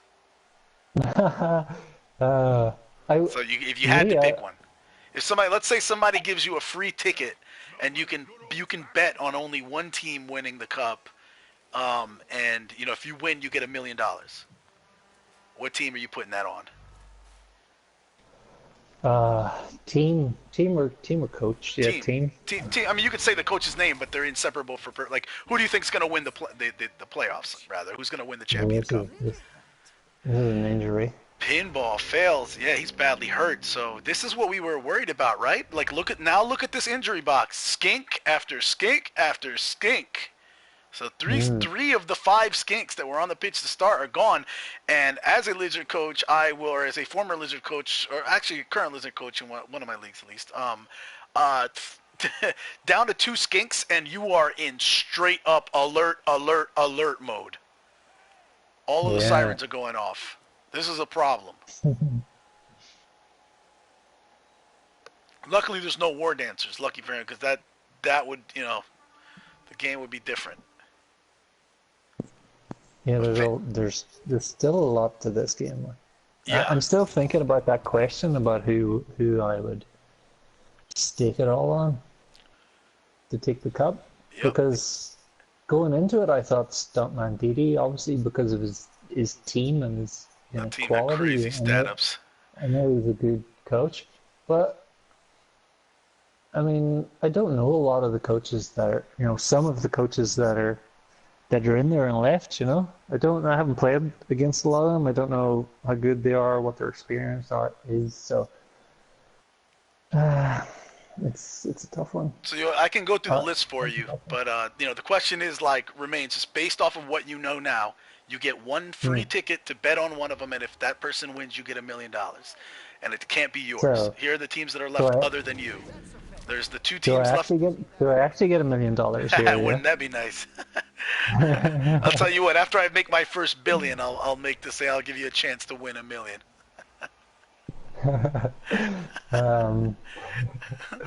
So you got these 2 teams. You got Greenpeace is still in the competition.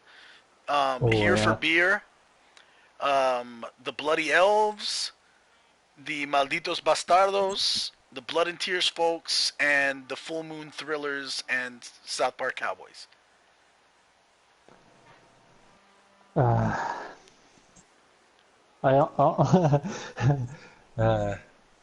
going to cop out and say I don't know. I would say I'm going to go with like Rostifer, because I mean he beat Stuntman Didi's team.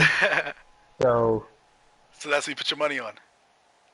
Yeah, I'm gonna go for it. Nice, cool. Let's see. I don't know Rostifer that well in terms of his coaching and whatnot. He beat an incredibly good team. I mean, most people will crumble against that team, like crumble.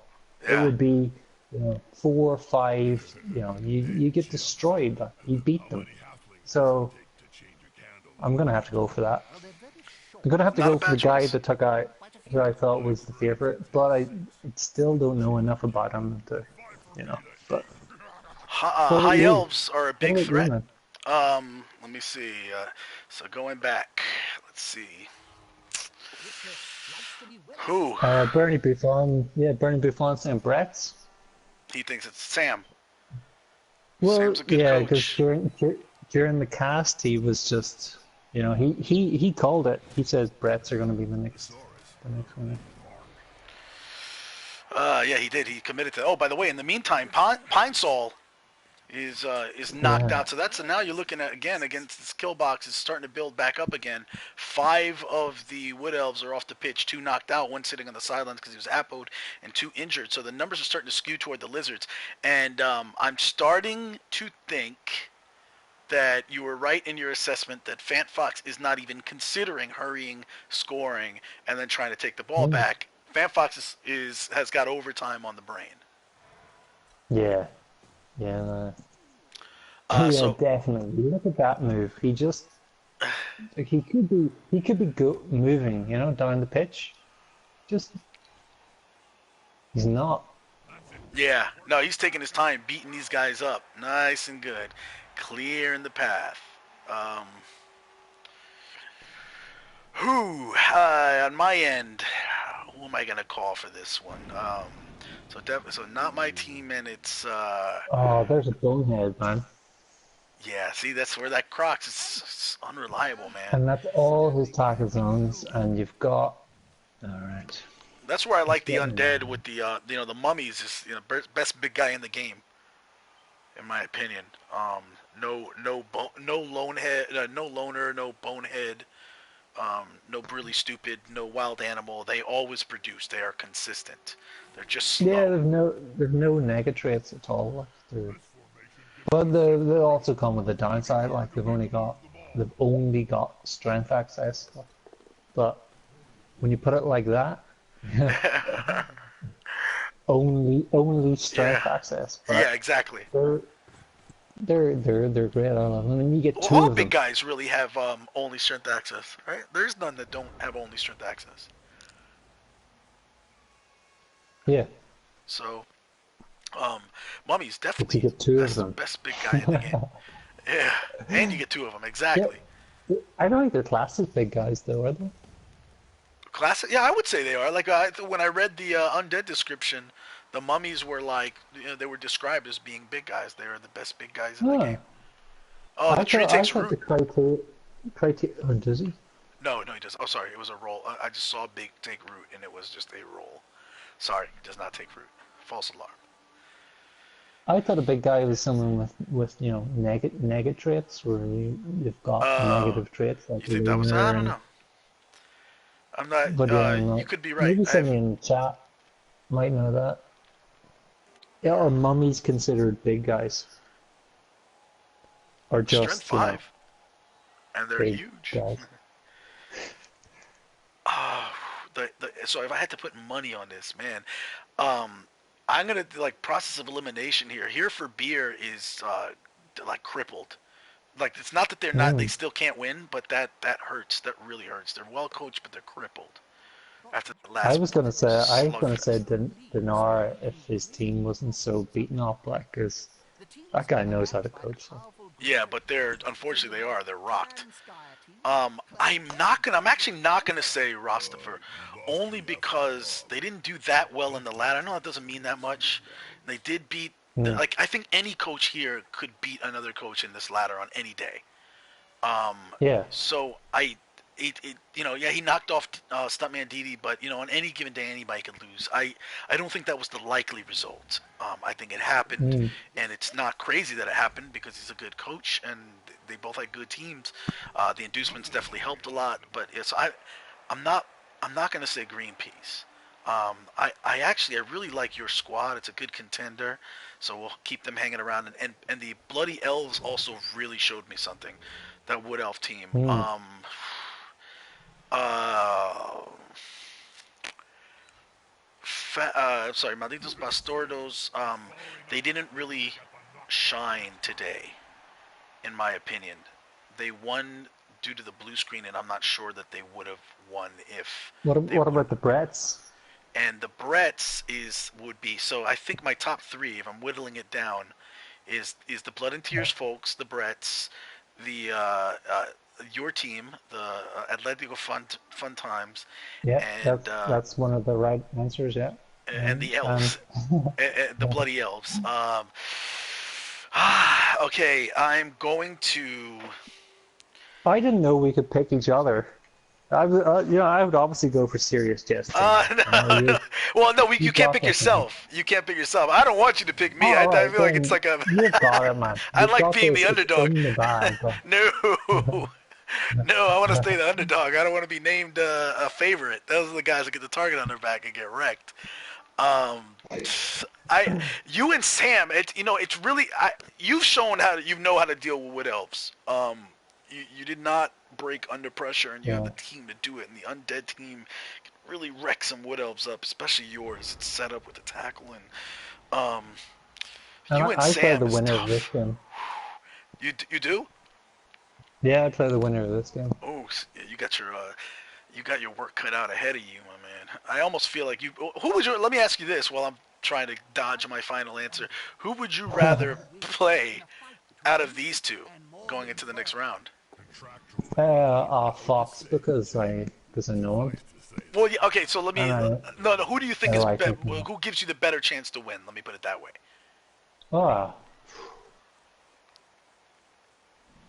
That's a great question. Against undead, I haven't played against lizardmen that much with undead. But I've played against a lot of wood elves with undead, so I would prefer to play against wood elves, to be honest, because lizardmen are an unknown quantity to me. Playing undead, I don't know if it's a good matchup or a bad matchup. I think they have a lot of strength for. It caused me a lot of issues. You'd be dodging your whites. They would just constantly base you and harass your ball carrier. Whereas wood elves, you can at least kind of play with your own strategy and kind of kill some folk. So yeah, wood elf because I like killing folk. It is fun. It is you get an SPP every time you like. It's nice to see their numbers go down and yours don't. What's really frustrating is when their numbers don't go down, and they keep dodging around, and that's the worst scenario. No, seriously though, no. I think I'd rather play against wood elves because I think it's just because I've played it a lot against a lot of wood elf teams. Like I played Resner a bunch of times with my team. I played Synonimouse a bunch of times with the same team. And I haven't done badly against them, so I mean, I go by that, Right. I mean, if it's not broke, why fix it? Oh, nasty left hook coming from Merlin, and he's gonna stun Moon Cow. And now they just got to get somebody in over the. So they're going. This is risky, man. Side cage like that. That's like supposed to be a last resort, but I guess FantFox feels like he's starting to run out of time. I mean, who's he got near? Right, he's got Salty Joe. I mean, Walnut, Ash Trash. A lot of these guys can't get anywhere near it. I like all of them actually, except for Salty Joe. Yeah, true. Not again. The War Dancers throws the other element into this. You're right. They're all on the other side of the pitch. But what they can do is dodge out and get downfield enough so that they could be a threat once because that cage is only as good as its slowest guy, right? And if Dumbledore can't get all the way down as far as Willow can get, and he's just going to screen, then that lets the Wood Elves come in and opens them up for elfy stuff the next turn. Yeah, that'll be why that source hit. They're trying to get like people around the Crocs for dodges, the field dodges, but we're just going to see a mass exodus of Wood Elves down into that side of the pitch, and they're just gonna do their best, But they're gonna go for one final elf dodge fest. I'd be surprised if they can stop the Lizardmen. Having said that, I mean, what have the Lizardmen got here? They've got 2 Saurus and 2 Skinks. And they can't move those Sauri that. I mean, they are pretty fast, but they're not. I mean, what they could even do is take Salty Joe, throw him over there, try to create some kind of problem where they're forced to kind of funnel through that side and dig themselves into the wide zone even deeper.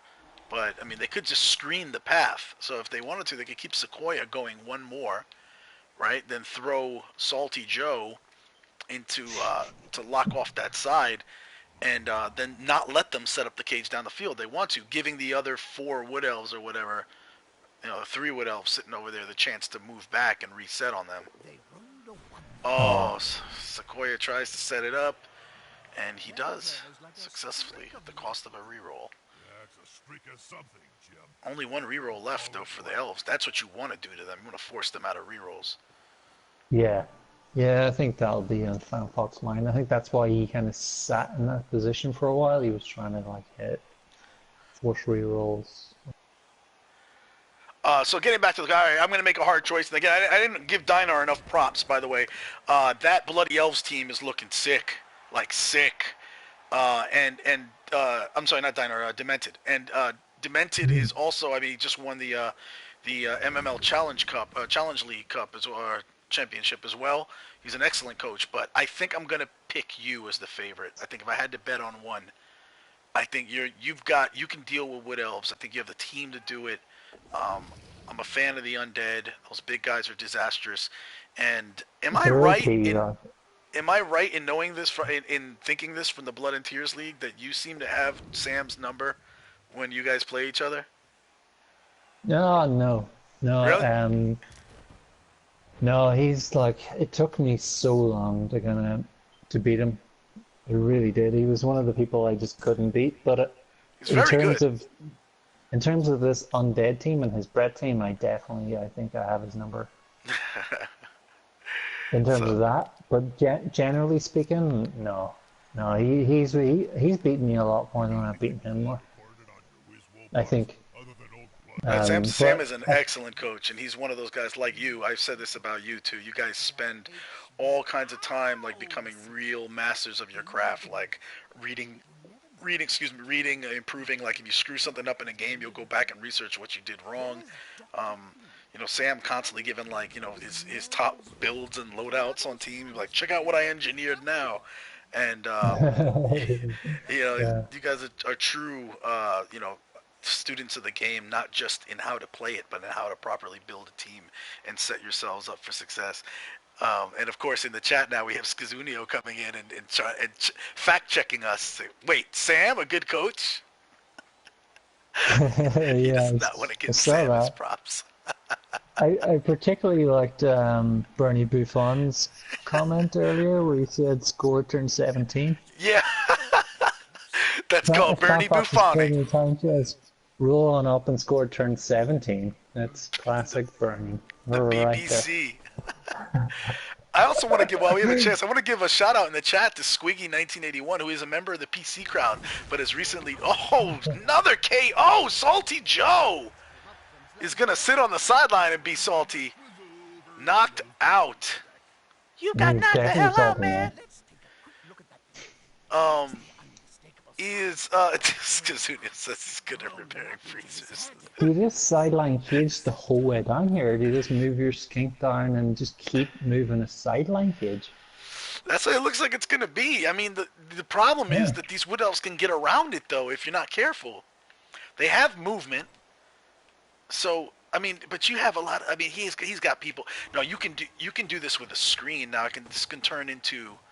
I mean, theoretically, you can move. Yeah. He's got a great screen. I think he's going to just shuffle down the side, like Zoidberg it. Just down the side. I think Dumbledore is going to take his spot right, like 2 squares up from Merlin, and then I think he runs Madam Mim up there as kind of like a lead blocker. Yeah, you're right. This is going up the wide zone for the win, or for the score, for the tie rather. Yeah.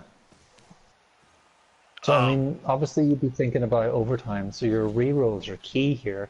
What else rolled that GFI? To get into that position is a reroll. So yeah, well, I think he's going to sideline cage the whole way down here. Yeah, it is looking like there's no need to rush. You're right. There is no need to rush this. edge of the field. You got time. He's not trying to score early. Range of the Does not want to give these Wood Elves He's, another chance. he wants the Wood Elves to try and jump in there and do something. Because they'll waste a reroll or So they'll he get can injured. abuse So them. yeah, so I mean he's in control. He can just keep moving it down bit by bit, make them either go for it or just stand off. Either way, like he wins at this. Either way he wins. This is like that. At that strategy, it's gonna go to overtime. I think. Like I said, what's worse is having somebody what's worse than having somebody dominate your team this way, right? And I'm not saying he's been dominating the match. Obviously, the Woodies are ahead, but in trekking down the field like this, where you can't do anything to stop them. What's even worse than that is where they make you think for a second that you can stop them. Excuse me. Leave that little bit of opening so that you go for it, and then you fail, and then you that's soul destroying. They're like, come on in. Look, I left the door open. Come inside. But some people nice would do that deliberately to do that, and then there's certain degrees in how you can do it, and like how risky you want to be with it. But it's not a horrible strategy. As long as you're not leaving it wide open and saying, right, hit me. No, and what you'll often see is people they leave a door open, but they funnel you. They give you one choice, and they say, "You want to stop it? Here's the door, but it leads down this long tunnel." And when you jump in the tunnel, all of a sudden it's a trap! It's a trap! Turn around! And over here you see right? You see I the was thinking about Synonimouse Hmm. moon cow yeah. set up to take off. Yeah, so he is. He's not in scoring range though. So I mean, it doesn't technically work. He's still outside the. Yeah, thing. outside.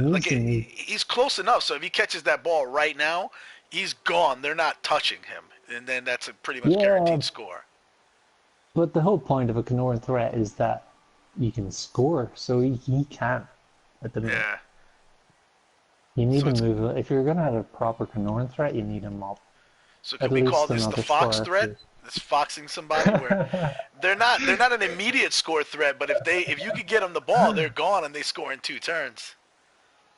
I like new if terms. Fox gets the ball back here on turn 16, runs it the whole way over, tries to get it to this guy, and then realizes he's still yeah. Then we can call it a Fox threat. But I think he needs to. Or actually, that was a mistake. I meant to say it would have been a Synonimousing, because he's the one doing it. Fox is the guy with the ball. My bad. Yeah, it's a Synonimousing is when you're not quite. I was going to give him credit for that. Let's see what he does with them next turn. Okay. I mean, I think it's kind of a definite that what's his name is going to take a swipe. Merlin's going to definitely haul off on Acorn Olio. Great name. I love it. Acorn Olio.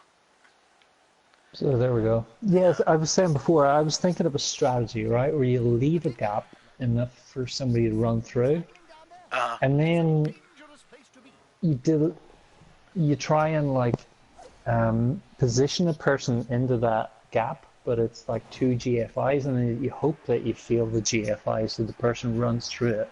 Yep. And then you exploit the fact that they've moved through it. So you you entice them into doing it, you leave the gap, and then you go, it's like you realize that, oh my god, I've left a gap, I need to cover it, I'm willing to do 2 GFIs to cover that gap. So you move your position and your player into place, but hope he feels the GFI. Yeah, I've done that to people before, and overwhelmingly they make their GFIs and crush me. So, yeah. I don't know what it is, but I am never able to do that to anybody successfully. It's best to do that to a big guy. Yeah. Or somebody with loan. Just that one. I've done it to people with no rerolls, and they just like a boss. They make all their rolls and take me out. It's annoying. So he's not taking the bait or anything here. He is definitely getting down in numbers though. nothing too crazy. And those I mean, it's really gonna come back to whether he gets the KOs back in overtime. So Squiggy says he uses that technique with his Dark Elves, the funneling, and he says it works far better if you have a Blodge Stepper and decent armor just in case, but it could be a real fantastic play, especially if you have a Frenzy threat. Makes sense. I think Squiggy was Squiggy in the chat a couple of times. You mentioned earlier PC coach. Yeah, we first met him. He came in on a few MML games and then started like checking out our website and stuff like that. And now since he's been joining the Champion Cup chat as well. Awesome.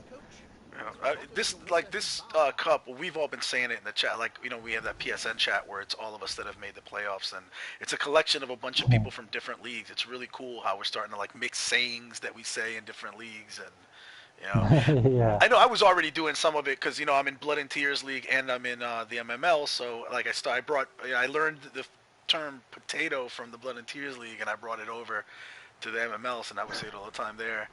And vice versa, I brought a few terms of you saying the MML over you guys' way too. So it's cool. Like now, especially, we're all coming up with even our own interleague lingo.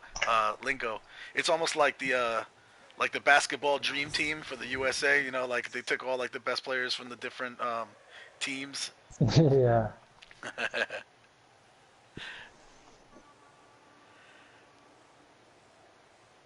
And so they're gonna now they're making their move to mark up. Are we gonna see classic Elf BS here? No, yeah, they were trying for the Elf BS, and luckily he only pays for it with a stun. Oh, so I don't know if I heard earlier, but the term potato is a PC Twitcher. Oh, Surf. What do you think? It's fun. What do you think? Surf City time? Should we get out our surfboards? FantFox has 2 rerolls. Yeah, but you're going to overtime, so you don't want to use them. Bernie is by the way, Bernie's in the chat. He's asking who's going to announce. So the next game is going to be the South Park Cowboys visiting the Afro Chef's Necro team, the Full Moon Thrillers. Full Moon Thrillers. Yep. Yeah.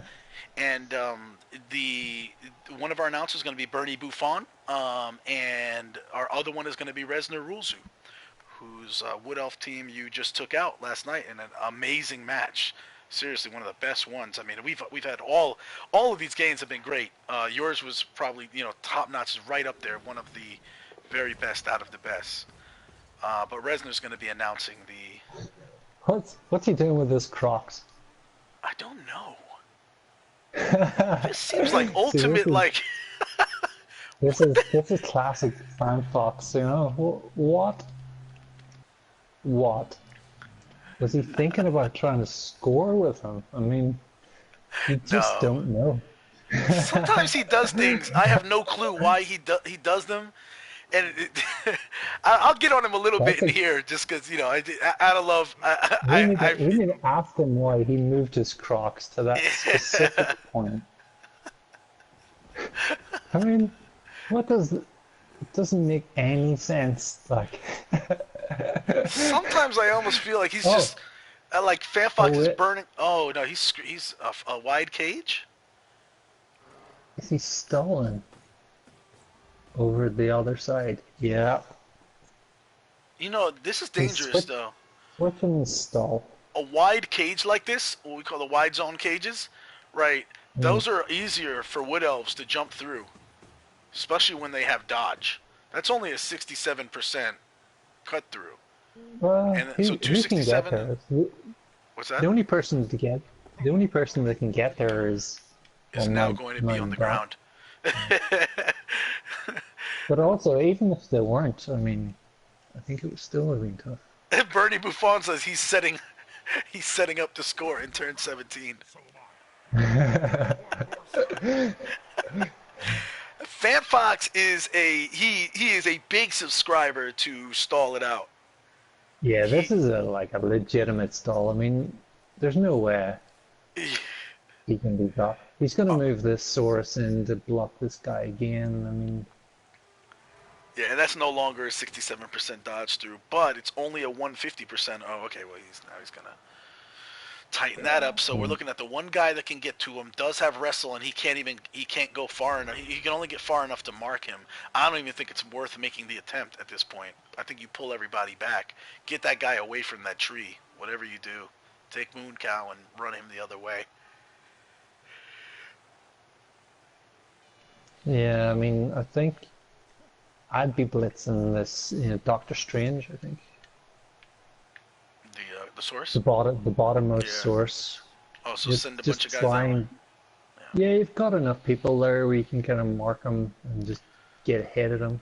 I mean, you're not gonna get the ball. You're just not. Yeah. I know it sounds great where you're gonna go for it, and you might do this, but no, like that is a ridiculous amount of dodges, pows. You don't want to use your reroll. Hit this guy. Bernie's cracking me up. He's like, until you stalled in overtime, you're not a real staller. FantFox is an amateur. He's not Yeah, BBC. just keep stalling. You're not really dedicated what if you go and happens here. score.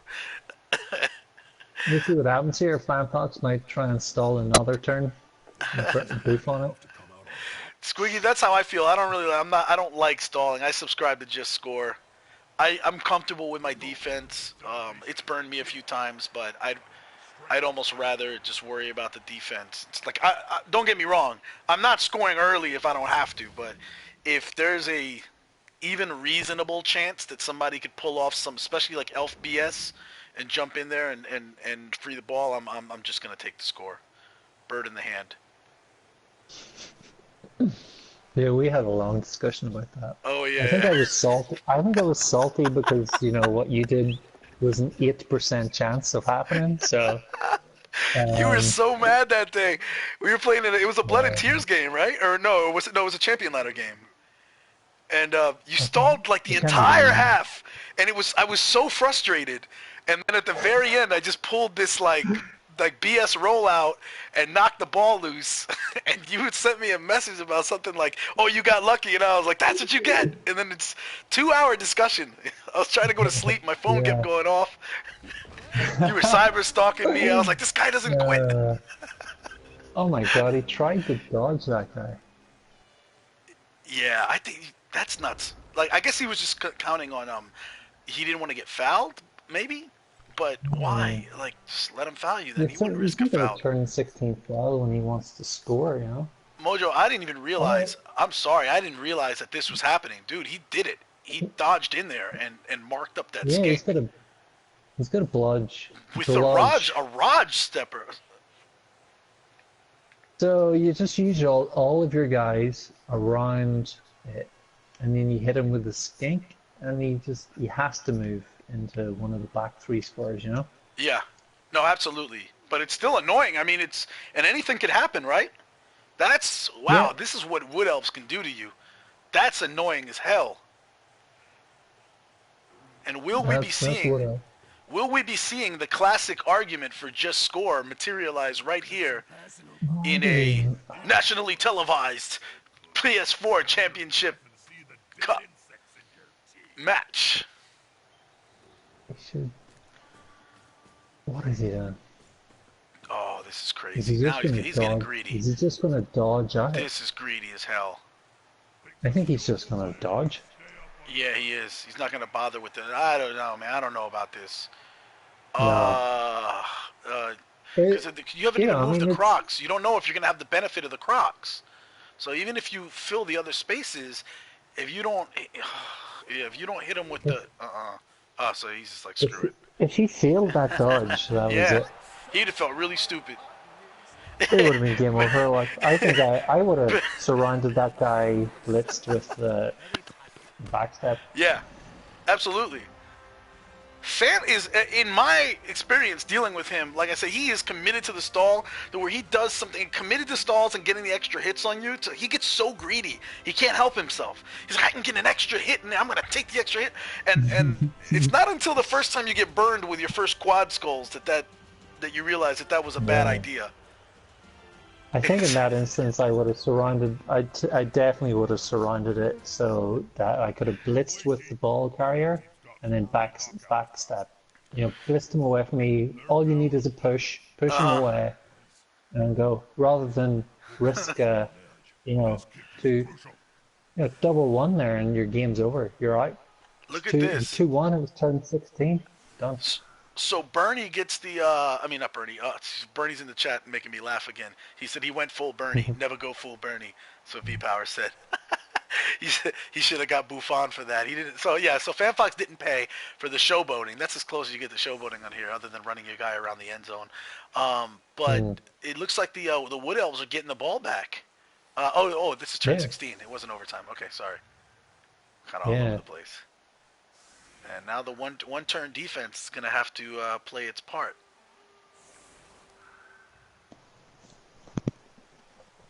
So yeah, that particular game, going back to that point that you were saying about that particular game, that was an 8% chance, man. It was an 8% chance. It was perfectly, legitimate. Just as salty as you were to have that happen to you, I was even more salty to have you stalled me out like that the whole game. By the way, I don't know if you're familiar with Sam. Definitely knows him because we play in the Blood Bowl International together. But the commissioner of BBI is Le Bulldog. He's also a Quebec guy, and Bulldog in the last, my second to last match before they shut the champion ladder down with my Chaos, with my South Park Cowboys, I almost lost. It was the second half. He was we were tied 1-1, and he got behind me with Lizards and had a skink sitting by the sideline, and then did like a super cage with 3 layers. And sat there. And every time I tried to get at him, I couldn't make any dodges. Like, none of my rolls went right. Everything was 1s, 2s, 1s, 2s, skulls, blue arrows. Like, I just couldn't get in there. And finally, turn 16, after he stalled me for like 7 turns or 6 turns, right, I frenzied in there with my stand firm Minotaur and pinned him against the wall. He was and used his own guy to block the end zone. And he couldn't score, so we ended up in a tie. It was so satisfying. Man. I was like, I love when people stall you out like that, and then you go do something and make them pay for it. Yeah. Yeah, no, fair enough. It's like, fair enough, but like, 8% is like a perfectly legitimate. You deserve that. I mean, I think I remember what rolls you made to get that. I think it was like a 5 plus 4 plus 3 plus. You were so salty, you went back and watched the replay, and you were sending me play-by-plays of every turn. You're like, turn 4, this is what you did, this is what I did.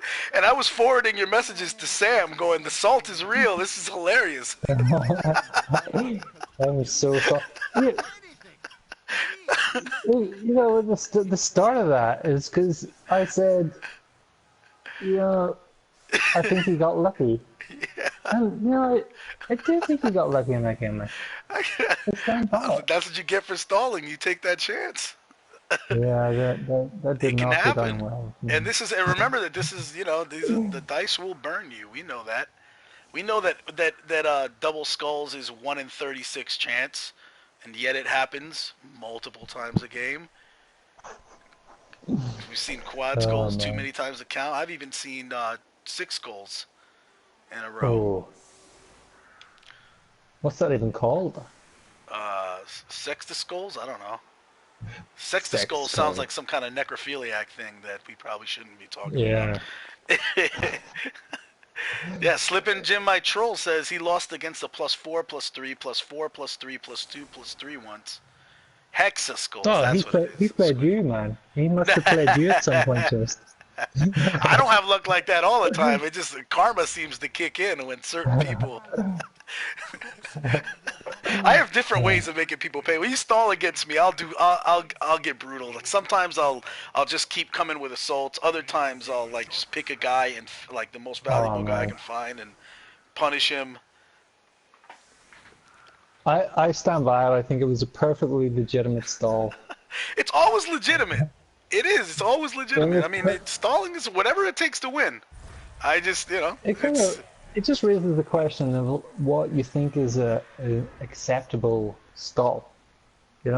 Yeah, it's a where you're comfortable What are level you- is, yeah. And I'm just like, I What don't are want you willing to. to risk?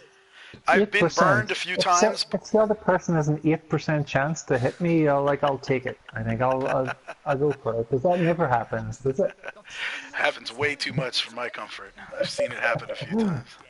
Yeah, it's potentially 1 in 10. So yeah. Yeah, or you could be like Oh, Bernie, wow. like you think it never happens, but Bernie lost against some goalposts. So they said that. Oh, there goes a reroll. Knowing that you're maybe going into overtime, it sucks to lose the reroll. But there goes the leap, and he's just gonna burn a reroll to take a shot at a skink. I don't think that was worth it. No, he's going for a 1-turner. With a movement 9? No, he's not. Is he? Oh, is he? Oh, okay. He's Yeah, setting up. he must Okay, be. set up his I catcher. mean, No, you're right. He is. He just took a shot on the Saurus. My bad. I'm sorry. I got distracted. he must fancy his chances at this if he To burn the reroll. Yeah, and he was wrong. Hindsight's 2020. Yeah. That was a risky reroll. So we're going to went for OT. it. And as we know, there is a bug in one of the prior patches where if you don't skip through these knockout cutscenes that you're seeing on my feed, they can cause a glitch to when you select, like it'll either skip your choice, your ability to choose the kickoff, or it will just fast forward past it. It'll either skip it or it'll pick the opposite. And so it looks like the Lizards have won the toss, and we'll see if the glitch kicks in. And who is setting up? No, the Woodies are setting up, so it doesn't look like FantFox got screwed out of it. No glitch. Yeah. Wizardry chooses to receive. So what injuries do we have here, like on both teams? All right, let's take I'm a thinking look. because I play these guys, one of these, the winner next. So I'm like, right, okay, who do I want to win at this stage? Who's All of most the injured dude? all of the Wood Elves came back onto the pitch, all the knocked out guys, but you still got, I think at least one of these is missing in game. I think the War Dancer is actually missing next game. Yeah, it might be, which makes your job a hell of a lot easier next time. It is a movement 7 War Dancer, but still, War Dancers are key. I don't know how much money the Woodies have. They could maybe just scrap him and buy a new one. I'd consider doing that if I win this when I have enough money. Yeah. I And think I you're missing checked a couple before the game. skinks. They had a lot. I think they had like 90, in around 100,000. I think they had. So so he'll be able to buy a new War Dancer. I think you might see him do that because War Dancers out of But the box are nasty. I can't remember what if he spent any on inducements or not. Wasn't there a bribe for each team? Yes, Or was it yes. just No. one? So no, it wasn't inducements. It was that just happened during the kickoff for turn 16 Oh, when it went to the oh, Woodies. okay.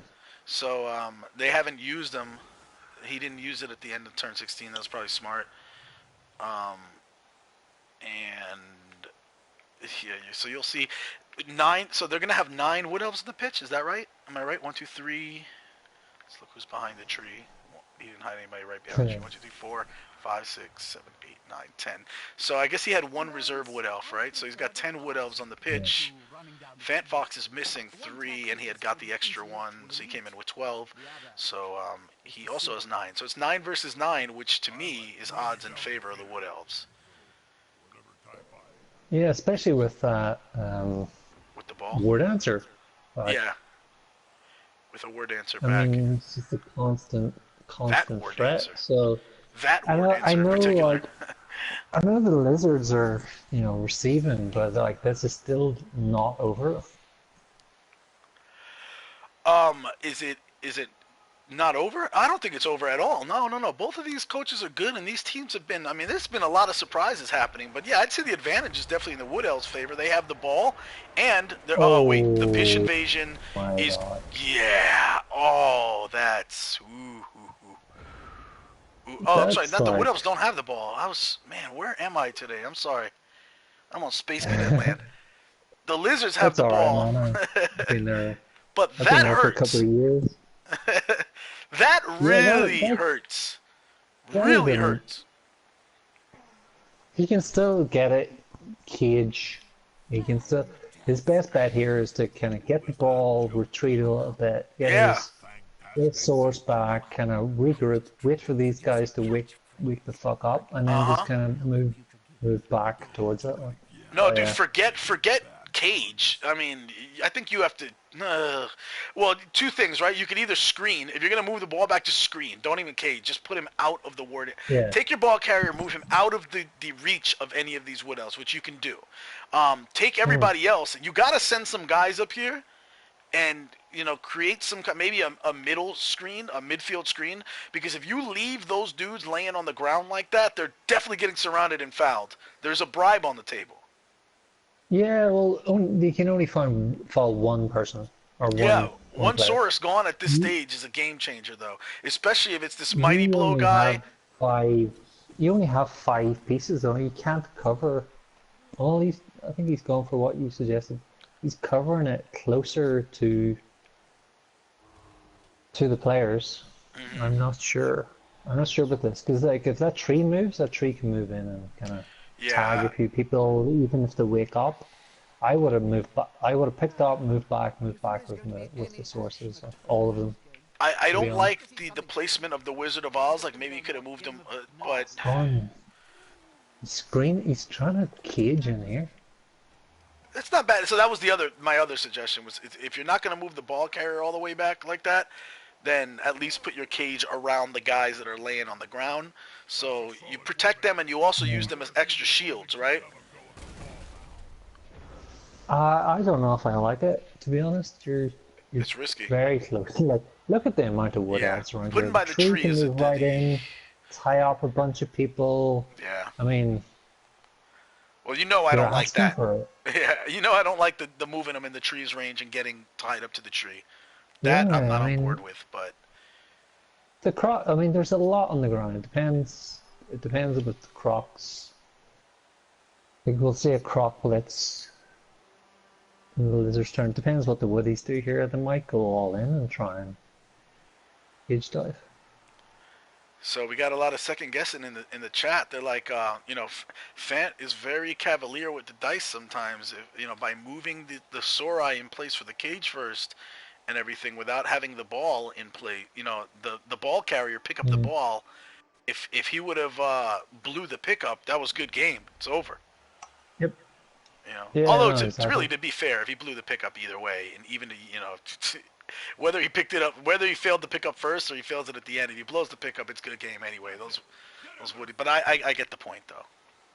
Yeah, it's like when your initial kickoff and someone kicks to you, you always try and move someone in around the ball in case you fail the pickup. And by not doing that.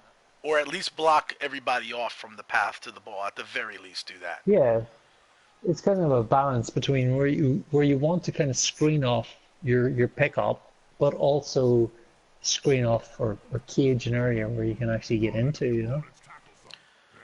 Yeah, I'll say Mello, who by the way handed the Norcos my first loss in the Champion 2 ladder this morning. Is in the chat saying that the plural of source is source, and yes, Kazunio rightfully says it's Sorai. I think it is Sorai. And the only and again I don't know if there's an official. This is like one of those things where the English experts will debate over it, and anytime that happens to me, there's no real answer. It's just like a stylistic. Here it comes. We knew this was happening. This is why you don't want this guy in the vicinity of the War Dancer. Oh, I stand corrected. Because FantFox, being the savvy coach that he is, laid that very trap that we were talking about before. You put your cage within reach of the War Dancer and get him to leap into your cage because you know he's going to knock himself silly for 2 turns. It was all part of his elaborate plan. Oh my god, this is crazy. This is so crazy. It's still that tree is in such a bad position for the Lizardmen. Like he's to say this was not a textbook plan is an understatement. I mean, you get like, what do you do here, right? What do you actually do? You can take the skink out to the left and somehow try and block him. What a time for the bonehead. So he Block gets a them little off, bad luck yeah. his way. Little bad luck for FantFox, but not game breaking. And remember, this game could very well not be in overtime. If Synonimouse loses this game, he's going to be kicking himself for that misclick. The one that knocked his War Dancer out for like pretty much the entire rest of the second half. This is solid pressure from the Woodies. Absolutely. This is what you got to do. Harass them up and down the field. Oh. You saw a lot of this with what Rez was doing to you with that when he had like three Wood Elves left on the pitch, just running up, harassing you with guerrilla warfare style. Yeah, like he's really good at that. Like, it's Lumberjack season, and the Wizard of Oz goes to work.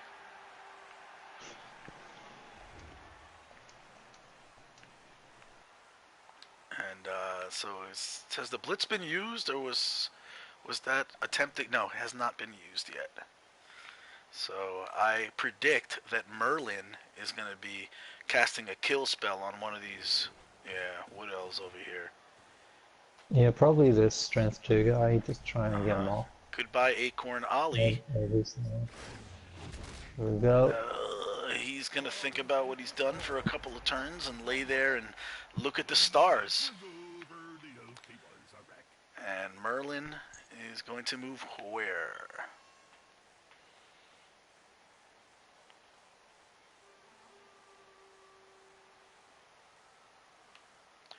So Curious, next right? turn, this tree standing up is huge. Yes. If the tree stands up, that screws up. That's... He can still probably get the tree down again. It's just it takes a block to do that. Yep. And he may be putting him in a position where, he ends up... Nice way to form a cage. He may be putting him in a position where, FantFox ends up with the BBC running out of time to get downfield because the tree was blocking everybody up. I think he's done unbelievably well to kind of get it into, some kind of safe position. But like I say, if this tree stands up, it's just a different story. So Monkey Man says he knows one of our voices. He's like, "Who are you, dude?" I'm like, "Yo, I'm Oscar, man. I sell you weed, bro."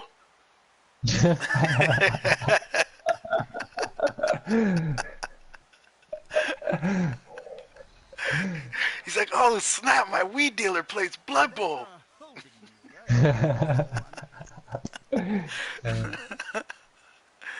Either that, or you're imagining this. You took some really potent stuff. Don't trust Oscar.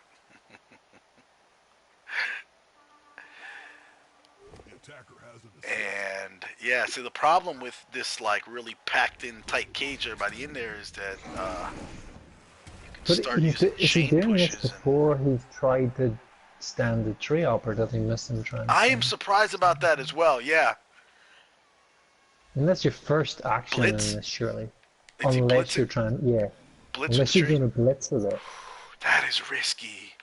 Oh, that's No, really you risky. need to pick it. You just need to pick your tree up. You need to at least try it. Oh, using your blitz on the tree is super risky, right?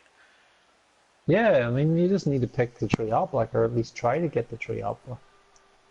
You don't blitz the tree. I think I think Synonimouse is gonna blitz with the tree. I think he realized he's got no other no other option to get a hit on the ball carrier. So I think I think blitz with the tree is on the menu. Yeah, I mean, I think you're right. I'm wondering then if he was gonna do that, Yeah, why move the other guys first, right? Here we go. It's working. And I think you take the bolt down, right? What do you think? Yeah, both down or no balls. Yeah, definitely both down. And goodbye Skinko. Willow 3 is gone, and that's big because that's your Agi 4 Skink. It comes at your tree's gonna be gone for a couple rounds, maybe the rest of the game, before he gets back up. But totally worth it. And now FantFox uses the Apo, comes out, gives Willow some smelling salts, and says, "Get back in there, kid." And meanwhile, there's volleyball happening. Yeah, that bobble. What? Skizunio coining a new phrase in the chat. BDONB. Bolt down or no balls. Yeah, that's a loot pack thing. Oh, is that a loop accent? Okay, my bad. I tried to Yeah. credit Skizunio. Both down and no ball. I like it because it has a double meaning. Yeah. I think there's T-shirts with that on it. So. Oh, is it really? Yeah. Totally, you'd get like, every once in a while somebody might run into you on the street and say, nice T-shirt. It's true though. I mean, if you're in that position, it is both down or no balls. No, definitely. You're not, yeah, because, I mean, what are you going to do? Push him? Let him dodge away next turn? No. Yeah. It used to be called, so there's all kinds of, he used to be called doting. You take him down with the. I mean, come on. Are we really gonna name everything after somebody though? Because honestly, that just makes sense. And if you're an elf team, like you didn't call it Keynoring, but really it makes sense to sit somebody who can score right away if you have an elf team, because you can throw anywhere on the field, pretty much, and so you're always a threat for the score. Same thing. If it's between push the guy, like give him a love tap and let him dodge away next turn, or take the ball out of his hands and force him to try to pick it up, you definitely want the bolt down. Especially when your armor is 10 and the guy you're hitting is 7 and he's stunty. Yeah. What does jesting mean? The whole standard English thing. Oh yeah, jesting. What the hell is Long War? What are you talking about, Monkey Man? I told you, man. I sold you that purple last week. You still owe me money. The hell is Long War? Is that a game? Oh, I have no idea, man. No, Skizunio, you're wrong, actually. English is not my native tongue. Aha.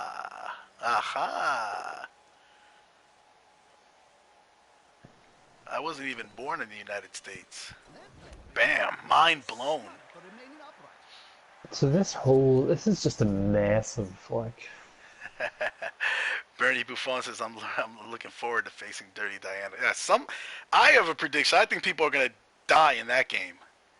In my game, a lot of people are going to die. Yeah, well, I haven't checked your team out, man. Do you have like how much like Mighty Blow and Claw and stuff have you got?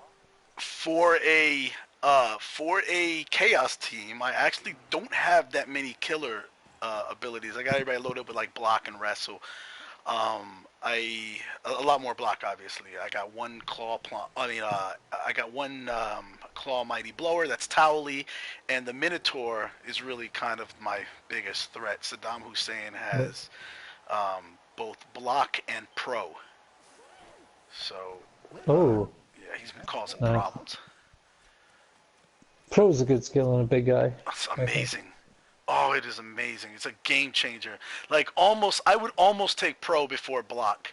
And definitely, if I already went and picked up Juggernaut, I'm definitely taking pro before block. Nah, block is so useful. Skizunio is going nuts over here in the chat. Like, what the hell is Fant doing?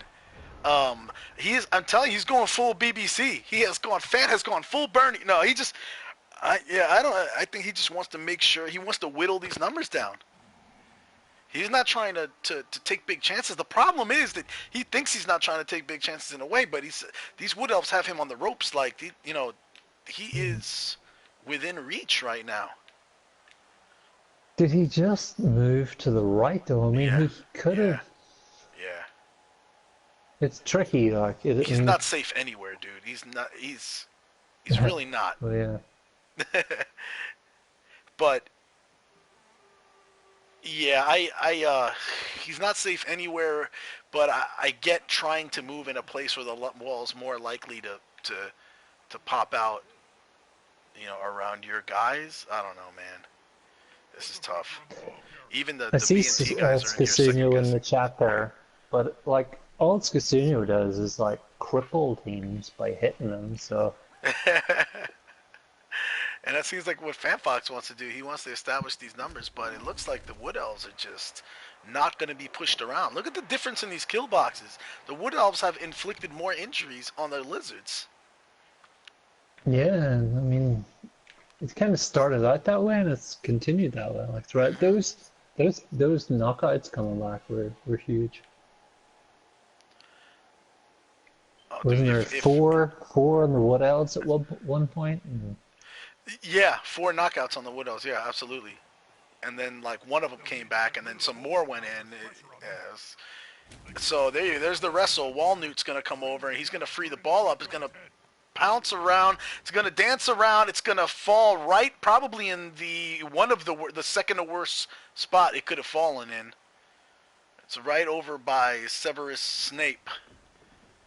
And Sapos and Sequoia is not in a position to, and he's tied up with the tail. That's not a good. Like the Wood Elves are not. It looks to me like the Lizards are gonna pick that back up the next turn. But I don't know, man. Picking it up is a problem for the Lizards too. There's only one. Jeez, wait, one, two. How many? 1, 2, 3 skinks are out. So where's the other skink? There's one right there. Laying it down. That's Madam Mim. Oh, here's the other one. The Agi 4 guy. Yeah, Will 3 is like right beside the ball. So he could be the one to pick it up. Pick up the Saurus, Merlin, that's beside the War Dancer and the ball, and he's got a tackle guy on the War Dancer. So you can take that War Dancer out, no problem. Well, the War Dancer, yeah, exactly. Yeah. So once he moves him out of there, then the Agi 4 guy becomes a 67% chance to pick up that ball with the tackle zone. Yep. I think you don't hit the sidestep guy. You just leave him. Yeah, I agree. He'll just make it worse. He'll bounce it right back over to where the other two guys are. As they do, like he will just move straight in on it. Oh. The attempt at LPS in it, that just made it easier for the Lizards. Yeah, I think it could have actually. Oh, the harshest people right now are FantFox right now in the chat are actually Blood and Tears people. They're in here straight up like, this is bad play. So I think whether or not FantFox wins or not, I think the phrase "idiot savant" may be thrown around in the Blood and Tears League a lot. Something I enjoy about our league, I really, the Blood and Tears League is the insults fly in there. But it's like nobody takes it personal. It's funny, like you say some things in there that like I think any other leagues people would take personal offense, and everybody's just really cool about it. Yeah, I mean we're all like most of us in there kind of new to the game in terms of like the last year or two. We're not like I don't think we're like we've been playing it for years and years and years. I think a lot of us are still learning. Tabletop guys in there, right? By the way, Alan gone for a couple turns. That's key. That's clutch. Yeah. That is like, because that guy was a dick.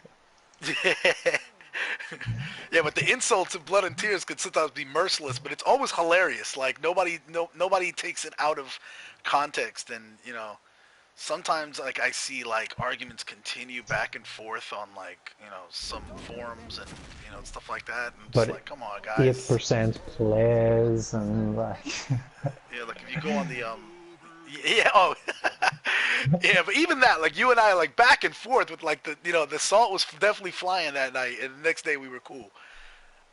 Yeah. But like so I've seen some like even some arguments on like the official forums just go on. Like forever. It's like, dude, drop it already. Seriously, man. Like I get tired of seeing the stuff like come up as a reader who has nothing to do with it. I'm like, I just checked in here to see when Cyanide was dropping the next update, and I gotta read through pages and pages of butthurt. Yeah, I actually mentioned that on the forum, like I said, like because people were complaining about the new laddering system and same things they were saying about the old laddering system, and it's just kind of like the same things. I was like, jeez, can we just kind of get on with it? And people were like, oh, you're obviously new here. This is what we do. We just do this. Oh yeah, I remember that. Oh, dude, like Just because you did it before doesn't mean you should do it, and it's right. You should just kind of anyway. I get it. Like, I get people being like, I really want the algorithm to be something else. Like, that's cool, but like, some people just too far.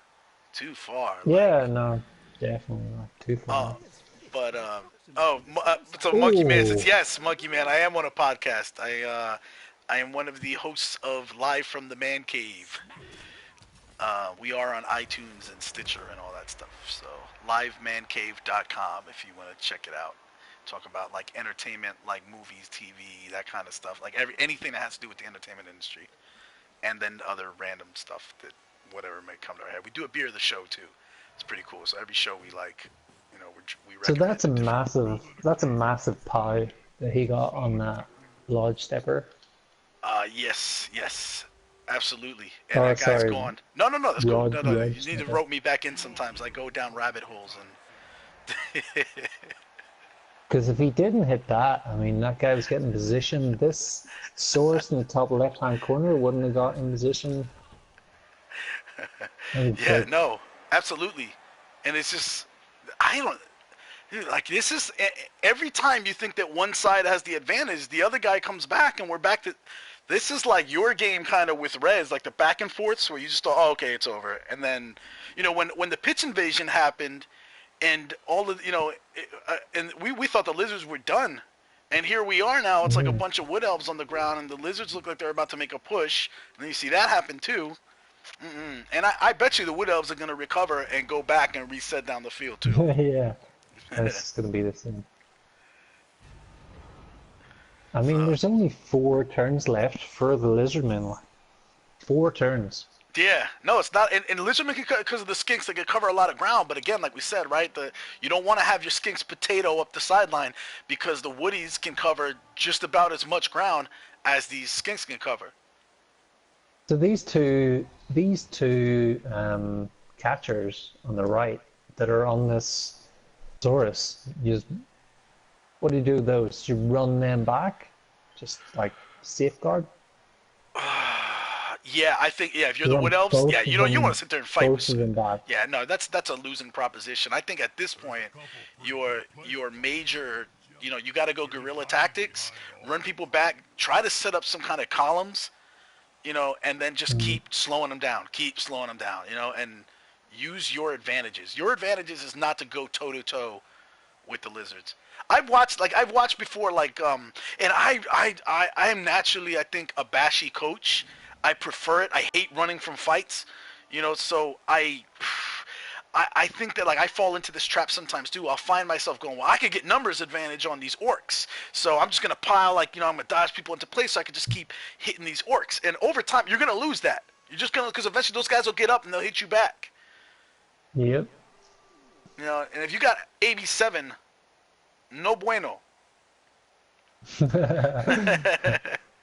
By the way, I appreciate you guys. Kazunio posted the link to my podcast in the chat. I appreciate the love out there, man.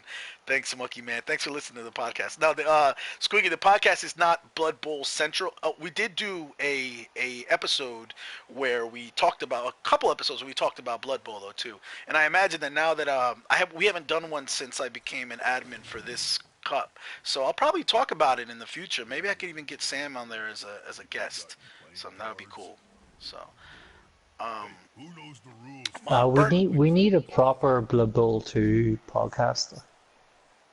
Well, again, not to, we all have different leagues. There's a lot of them that have to do with tabletop, like the red die block.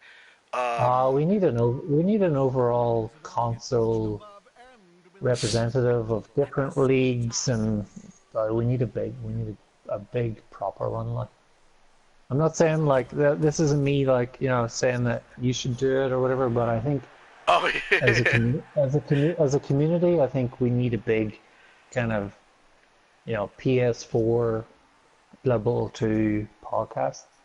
I really do. I think it'd be great to cover different leagues, have different people on it, different presidents, different teams, updates on seasons. I just think it would be great. I think it'd be a great idea for the community as a whole. I mean, a lot of people want to focus on their individual leagues, like, and I get that, like we kind of do too, but I think an overall community one would be brilliant. It'd be a good place to start. Yeah. Yeah, so there is not one right now that is specific to the console and just the console, and I will, and I, again, I don't want to, like just keep bigging up one league, but I'm in different leagues, so I big up everybody. But the MML does have Pro Talk. Pro Talk currently is MML specific and also has some general stuff. Like we did one, I was on that, and I don't co-host every one of them. I just do some. We did one where we talked about like the kickoff and what the what the different kickoff events were, what the likelihood was, what fan factor, how that factors into it, stuff like that. But yeah, there's not one. I've listened to most of those. Like, I listened to all those podcasts. Like. Oh, cool, nice. Yeah, I stay abreast. Yep. They're great. Like they're great. I would just like to see a community-driven kind of, not a community, like I'd like to see one that's based on the entire community. I'll be honest. I like the idea of a separate general podcast focused on console as well. I really like that. Yeah, not being league specific. I like that idea as well. But the MML one is great. Like I say, I have listened to it. It's always really insightful. You always get a lot of information about the MML and what's going on. Coaches, I love it. It's great. Yeah, but if you're not in the MML, you don't really care that much about the specific teams. No, I get it. I get it. It makes you kind of, it makes you kind of want to, join the MML, check it out and stuff. And like that's why the MML's great. It's got all of that kind of nice, flavor that a lot of leagues miss. But yeah, I would just love to see a big kind of community one, like where we could get people from, different leagues, new leagues starting up. It'd be so good to kind of talk to people that are trying to start their own kind of new leagues from scratch and stuff like. I agree. love that idea. I agree with that. Yeah, definitely.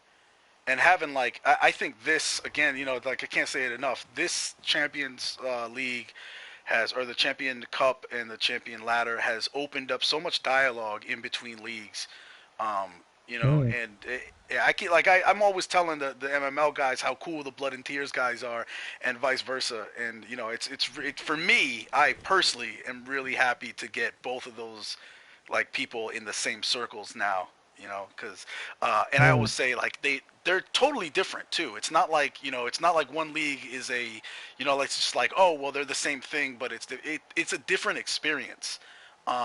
They do different things and they do them different. It's really cool. And sometimes some of the things I wish that the MML would do because it's different, but it would also kind of change the MML. Like I get that by going into Blood and Tears, and then you guys are doing that, and I'm like, okay, cool. So now I get kind of my cake and eat it too, Yeah, they're completely different formats. Like, I mean, I think I messaged Preach a while ago. I was going to suggest that we have kind of a PS4, World Cup, so to speak. Get 4 teams from each of the top X amount of leagues, and we all pit each other against it, and somebody can admin it, and we'll just kind of do it ourselves. Right. And that kind of fizzled out. I mean, obviously the Champions Ladder started, and that's kind of like, it's perfect because you don't have to, less admin. Like the Champions Ladder now is like our ability. Like now we don't not only do we get to do that, like you have every different. I mean, we have major leagues, like pretty much all the major leagues, at least the English speaking ones in here, and some non-English speaking ones I think that are represented. But they're in here facing off against each other. And you also, on top of that, you're throwing Cyanide, like official Cyanide support behind it and focus. Like Nethio sent out a tweet before this triple header started, telling people to watch this. So really, really cool. Yeah, to have the support. I think it's a great community. Like, I mean, I think there's no like malice between anyone that I know or any leagues or anything like that. We're all we're all obviously competitive because we play Blood Bowl. It's a competitive game. So we're all competitive, but we're all also a bit competitive about our leagues. We Definitely. kind of want to represent our own leagues and stuff, and well, at least I do, obviously. But Yeah. I think that's good for it. And it's not like a malicious thing or anything. I think it's like friendly kind of rivalry. But from what I know of all the leagues or all of the bigger leagues, like, everyone offers something different. Every single one. Yeah. And that's awesome. Oh, another failed dodge, a leap rather, and this time Allen hurts himself. Has he broken his own neck? No, he didn't. He's not gone forever, but he's gone for this game, which could equal forever. That was the major piece. And wow, some key things have happened that have somehow kept what looked like a just, something. It just, frankly, this looked like a Woody victory at the very start of overtime. And after that hit, after the kickoff event of the stun, and wow, FantFox still now is looking like it's his game to lose, right? What do you think? Yep. Man, I think exactly that. I think he's gonna like Zoidberg the whole way down the side of this sideline. He's just gonna have like, side cage. He's waddle line for the next couple of turns. Like. Well, we have seen, though, here's what I will, yes, the Lizards are in the driver's seat, definitely. I think the advantage is Lizards. That being said, you have been the victim of the guerrilla warfare that came from Guerrilla Rez last night with his 3 War Dancers. This team still has 3 Wood Elves. War Dancers were gone as well. And yet this team has 5, 6, 7 still on the pitch. And there's only 3 turns to get downfield. This is not a foregone conclusion. This game is not over yet.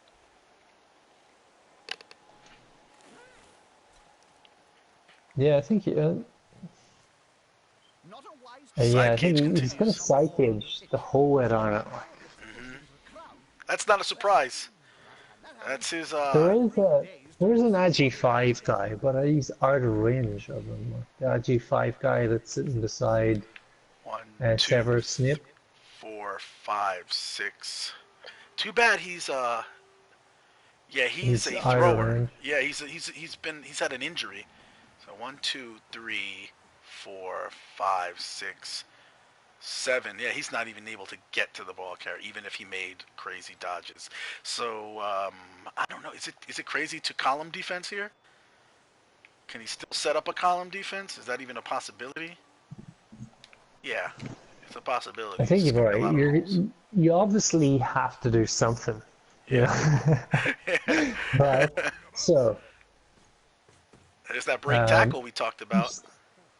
Yeah, there's still so many moves left of the Lizard Man. I think they're gonna lock this down. I'd be surprised if they didn't lock this down. Oof. Yeah, and I think I'm subscribing to what Slippin' Jim is talking about in the chat. He's like, time to praise Nuffle and get some nice dodge and red dice ready. Skazunio says there could still be a blue screen and that'll change this whole thing. Oh, don't say that. That's horrible. Oh, man. Poor Acorn Olio. He's really been running around TPing people for his bunghole, and finally gets a gouged eye. He gets a brown stain in his eye, and he's going to be gone for the rest of the match. Now this is starting to look like that Wood Elf kill box that we thought it was going to look like at the beginning of the match.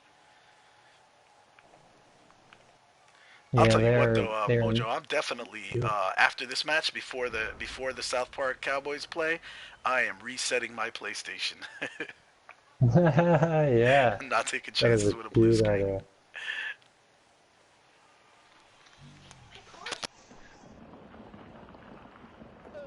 dear, from pitch assassin to lowly houseplant. And so I think he needs to. I mean, he needs to just go for it.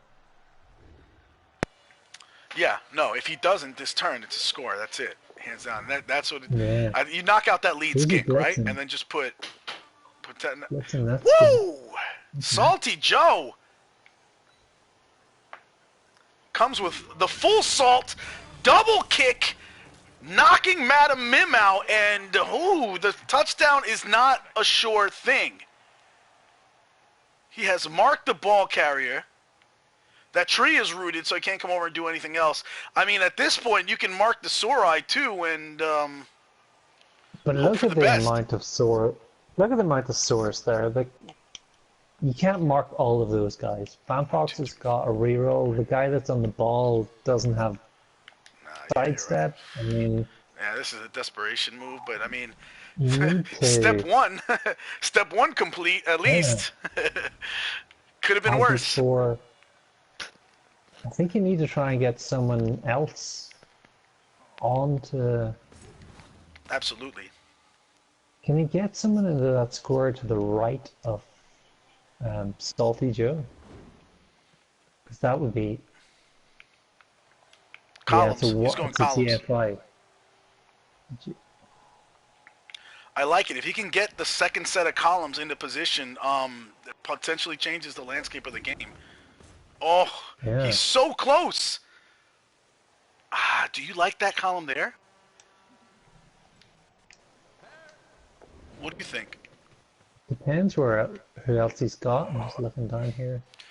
See, some people would have said put a second set of columns here, or at least back this guy up to here, so that, like, he's kind of locked in there.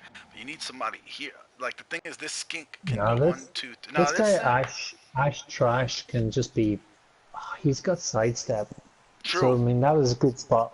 That is a That is good spot for him. Yeah, unless they knock him out or knock him down, and all it I mean, takes that's is a a big bolt risk. down or a tackle hit. You blitz Salty Joe. You blitz Salty Joe, and you try and dodge through with the 3 times? IG4 large guy. That's a valid argument too, and he's got 2 rerolls as well. So one of the dodge failed.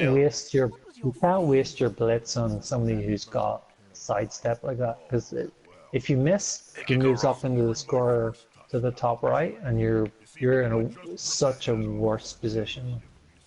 Yeah, that prehensile tail is basically useless. There we go. Someone else joined the party. Did we? I didn't see that. No, sorry, this guy. Oh, you mean Saplis that and- party? The on the field Yeah. party. Yeah, party. Would you have kept the catcher Yeah. there, or should have the catcher have come up think back here? On first instinct, I blitz Salty Joe to the top right, and then I try and dodge through. I wouldn't risk valid hitting a sidestepper. It's a And bolt. what are your other options in this situation? Now that he's placed the Saplis and Sequoia over there, I think I agree with you, because even if you knock Salty Joe down, your skink still has to go through, well, at least then it's only 1 dodge. Well, 2 dodges to go that way.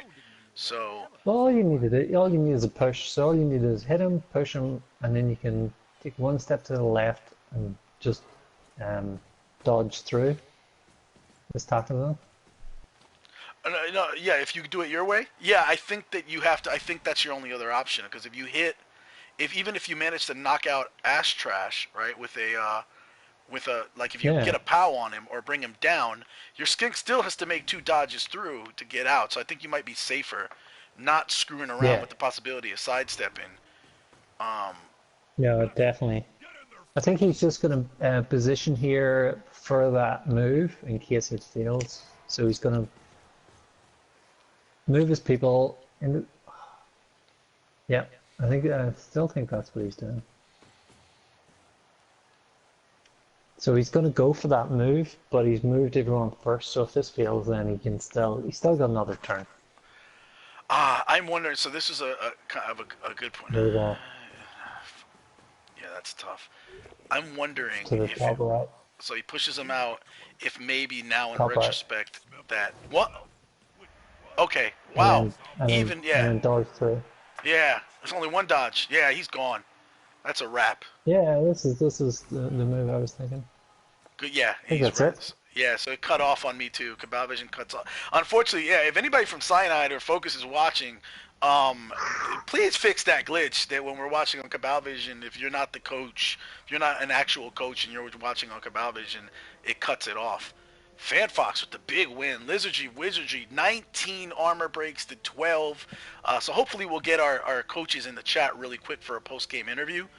They both had party invites prior, so hopefully they'll jump back in here to bless us with their post-match interviews real quick before we go to the third game in our triple header tonight to finish out round 1 of the PlayStation 4 Cabal Vision Official Championship Cup. Final game will be me, the coach of the South Park Cowboys, Serious Jest, and I think I will. Yeah, I'm visiting the team by Afro Chef's Full Moon Thrillers, who are a necro team, and my South Park Cowboys are Chaos. And if you look at this game, by the way, have we been joined in the party yet by any of the coaches? I'm not sure. I can check for you now, man. Okay, cool. Yeah, and so in the meantime, I'll take a look at some of these stats. 72% ball possession by the Lizards. Yeah, this is classic Blood and Tears League style right here. Just constant ball possession. Do not give it back. Stall if necessary. Even to the point where FantFox did some things that even the chat was, even his own league mates were saying, dude, Nuffle, punish this guy. He deserves it. But 72% ball possession, that just won it for him. 51 blocks to 41. That is a lot. That is a lot, isn't it? Yeah, 51% on the. Say that again? On the Woodies. 13% ball possession on the Woodies. Yeah. Yeah, basically, I think the Woodies didn't try to. The Woodies are just like grab the ball, throw it, try to score right away, and the Lizards would hold on to it as much as possible. Wow.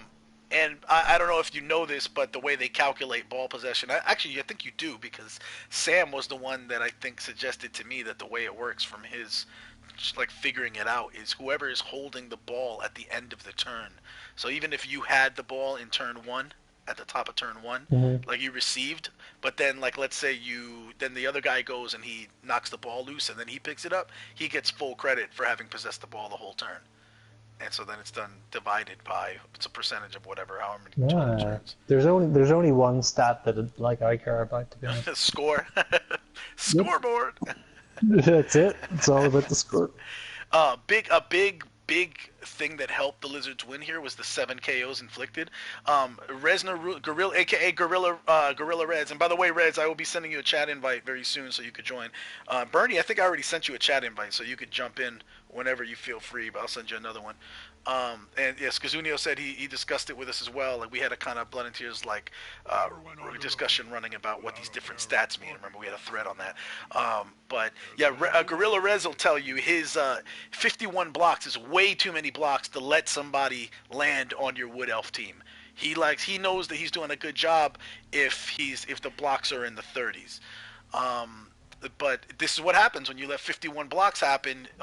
You get 7 KOs against you, and that really made the difference.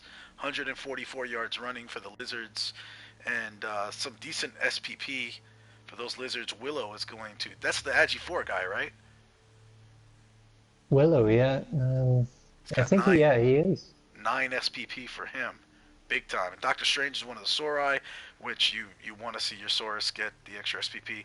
Unfortunately for Guthrey's Woodies, they racked up some good SPP, but they will not be advancing. So, Mojo, you put a pretty interesting forum post on the main forums. And by the way, if you're not aware of what those forums are and you're watching this and you play Blood Bowl, it's good to like jump in on these forums and find out what's going on, because developers put a lot of good information out here, and they do listen to when you make suggestions, so they at least consider them. So Mojo suggested something in one of the threads on the Champion Ladder regarding the team that wins or whatever. Do you remember that? Yeah, I think like the team that wins, I would love to see them kind of join or kind of get involved with another league that isn't the league that they originate from. Just kind of to try and spread the community and to give people a knowledge from one league of a different league. So it's just kind of in around that kind of general idea. But I see FantFox was joined. Oh, nice. FantFox, what's going on, man?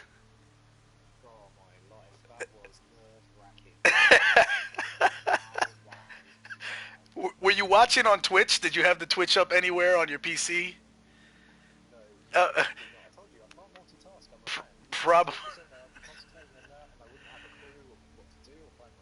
Probably better. Your own league mates were calling for your head at some points of the.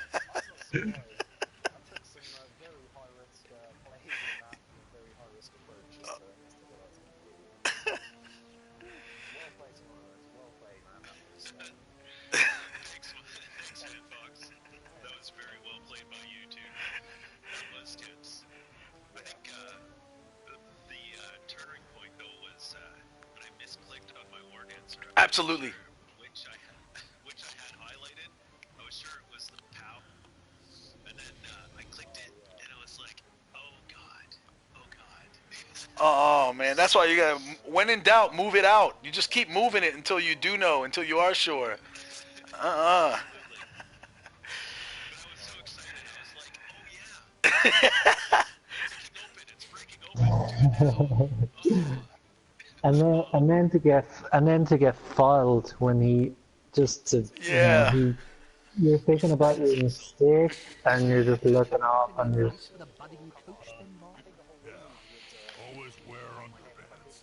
No, absolutely. You had to. Oh. You had to foul the guy. But I think all of us kind of felt bad. Like, oh, this has been such an amazing display of coaching that, not on a misclick. Like, oh, that sucks that a misclick would, I think very well likely determined the game. I think there are a lot of great things that both of you did afterwards, and you can't say, oh, definitely this if not, but that was huge. I mean, not being able to move your guys there. So, man.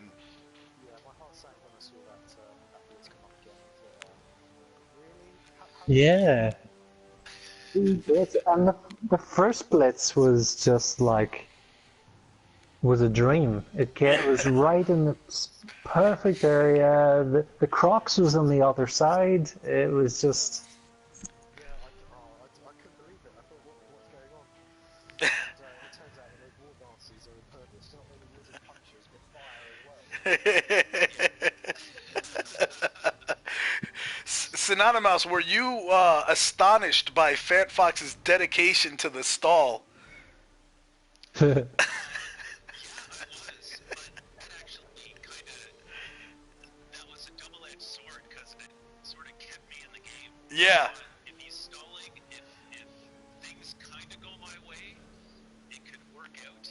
I was thinking near the end of the match when he had his cage kind of set up just over the downed tree. How do I look in HD, Bob? A whiter shade. Can you hear me, guys? Yeah. Okay. Oh, wait, no, I'm sorry. So the chat says they can't hear you. You may not have enabled your, we can't hear FantFox. So FantFox, Oh, okay, he enabled it. That's All a right, good cool. thing. Now you can hear him. All right, cool. That's a good thing. So I'm sorry, keep going. Keep going, Synonymous. Just when, I think shortly after the tree blitz, which was miraculous, Yeah, that was, whew. Yeah, that tree blitz, it took us a couple of moves before that happened to go, is he gonna blitz with the tree? No, totally. I was kind of saving it for last, but when I saw that I could kind of clear the guard or the sidestepper in next to the ball carrier, I thought, well, if he's gonna stand up, he's gonna blitz. So that was it. I just made sure everybody had like a weak screen set up in front, and then hoped for the best. But that second one after that happened, I think I had the thrower in on one of your Sorai. Yeah. And when I knocked him down, I moved him to the wrong space. So the wrestler I wanted to kind of get in there on another blitz, but I blocked myself off. Yeah, but yeah. Well, you can't beat a birdie swing burger. Always upgrade the meals to button size, though. Oh yeah.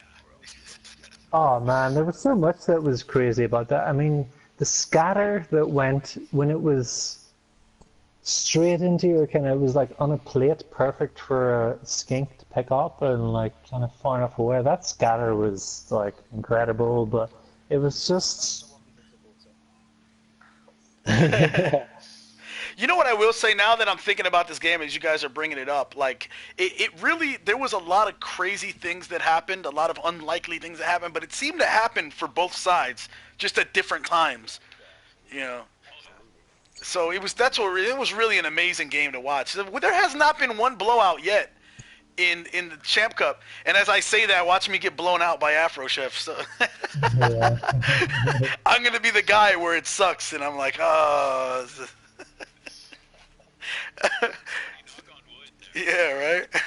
So, unless anybody's got any more questions for our two competitors, I don't want to. I don't want to keep our audience waiting for too long before we go to the third game. And I know Bernie is in Europe and has to announce it with Reds. So I don't want to keep him up too late. But definitely want to give the shot for any parting questions or anything for either side. Yeah, I have a question. I mean, like FantFox, I play you next, man. Are you ready? At Massive Biff Yeah. on Twitter has just sent you a rather intimate message. Let us ogre on ogre action.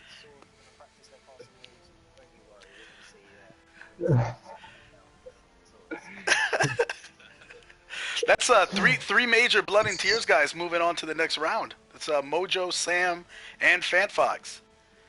And like Red said, when I win, everybody wins, right? So if I move on, then it's both Blood and Tears, another Blood and Tears guy, and MML. So cheer for me. Well, Dinar's through as well. So I mean, Blood and Tears makes up half of the top 8. Nice. So I can see in the chat Bernie's asked did FantFox ever bought Pocket when they were done? Depends what you mean by Bernie.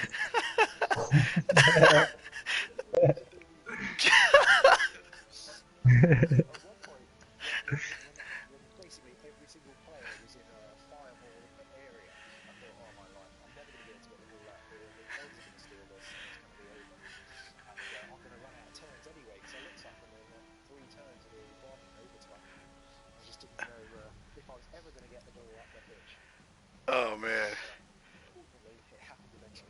he fought you Your all the way. fireball, your wizard Definitely fought you all the was way. kind of one of the early turning points, I think, like that wizard.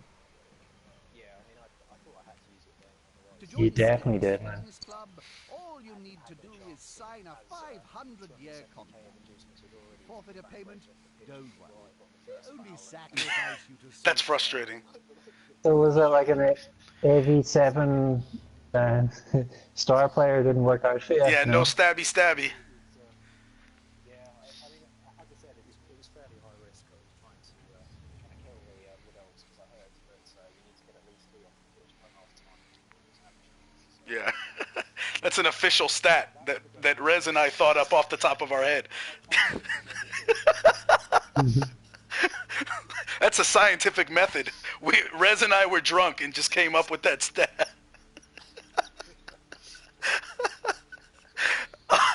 But all right, guys, this has been awesome. I want to keep the good times rolling. I am almost done. This has been a couple straight hours of Blood Bowling. At least it's not the same teams, and I'm almost. This one was so exciting. I'm almost like, I hope I still have some energy left for my game. So we're gonna we're gonna give this like a three minute break, 5 at max. I'm gonna go off air for like 3 to 5 minutes. I'm gonna invite Rez and Bernie Buffon in the chat. You get to hear straight about these two legends, Gorilla Rez and the Bernie Buffon conundrum, and get ready to enjoy some chaos and necro going at each other. I can't guarantee a result, but I can pretty much guarantee it's gonna get bloody. Right on. Thanks for tuning in, everybody.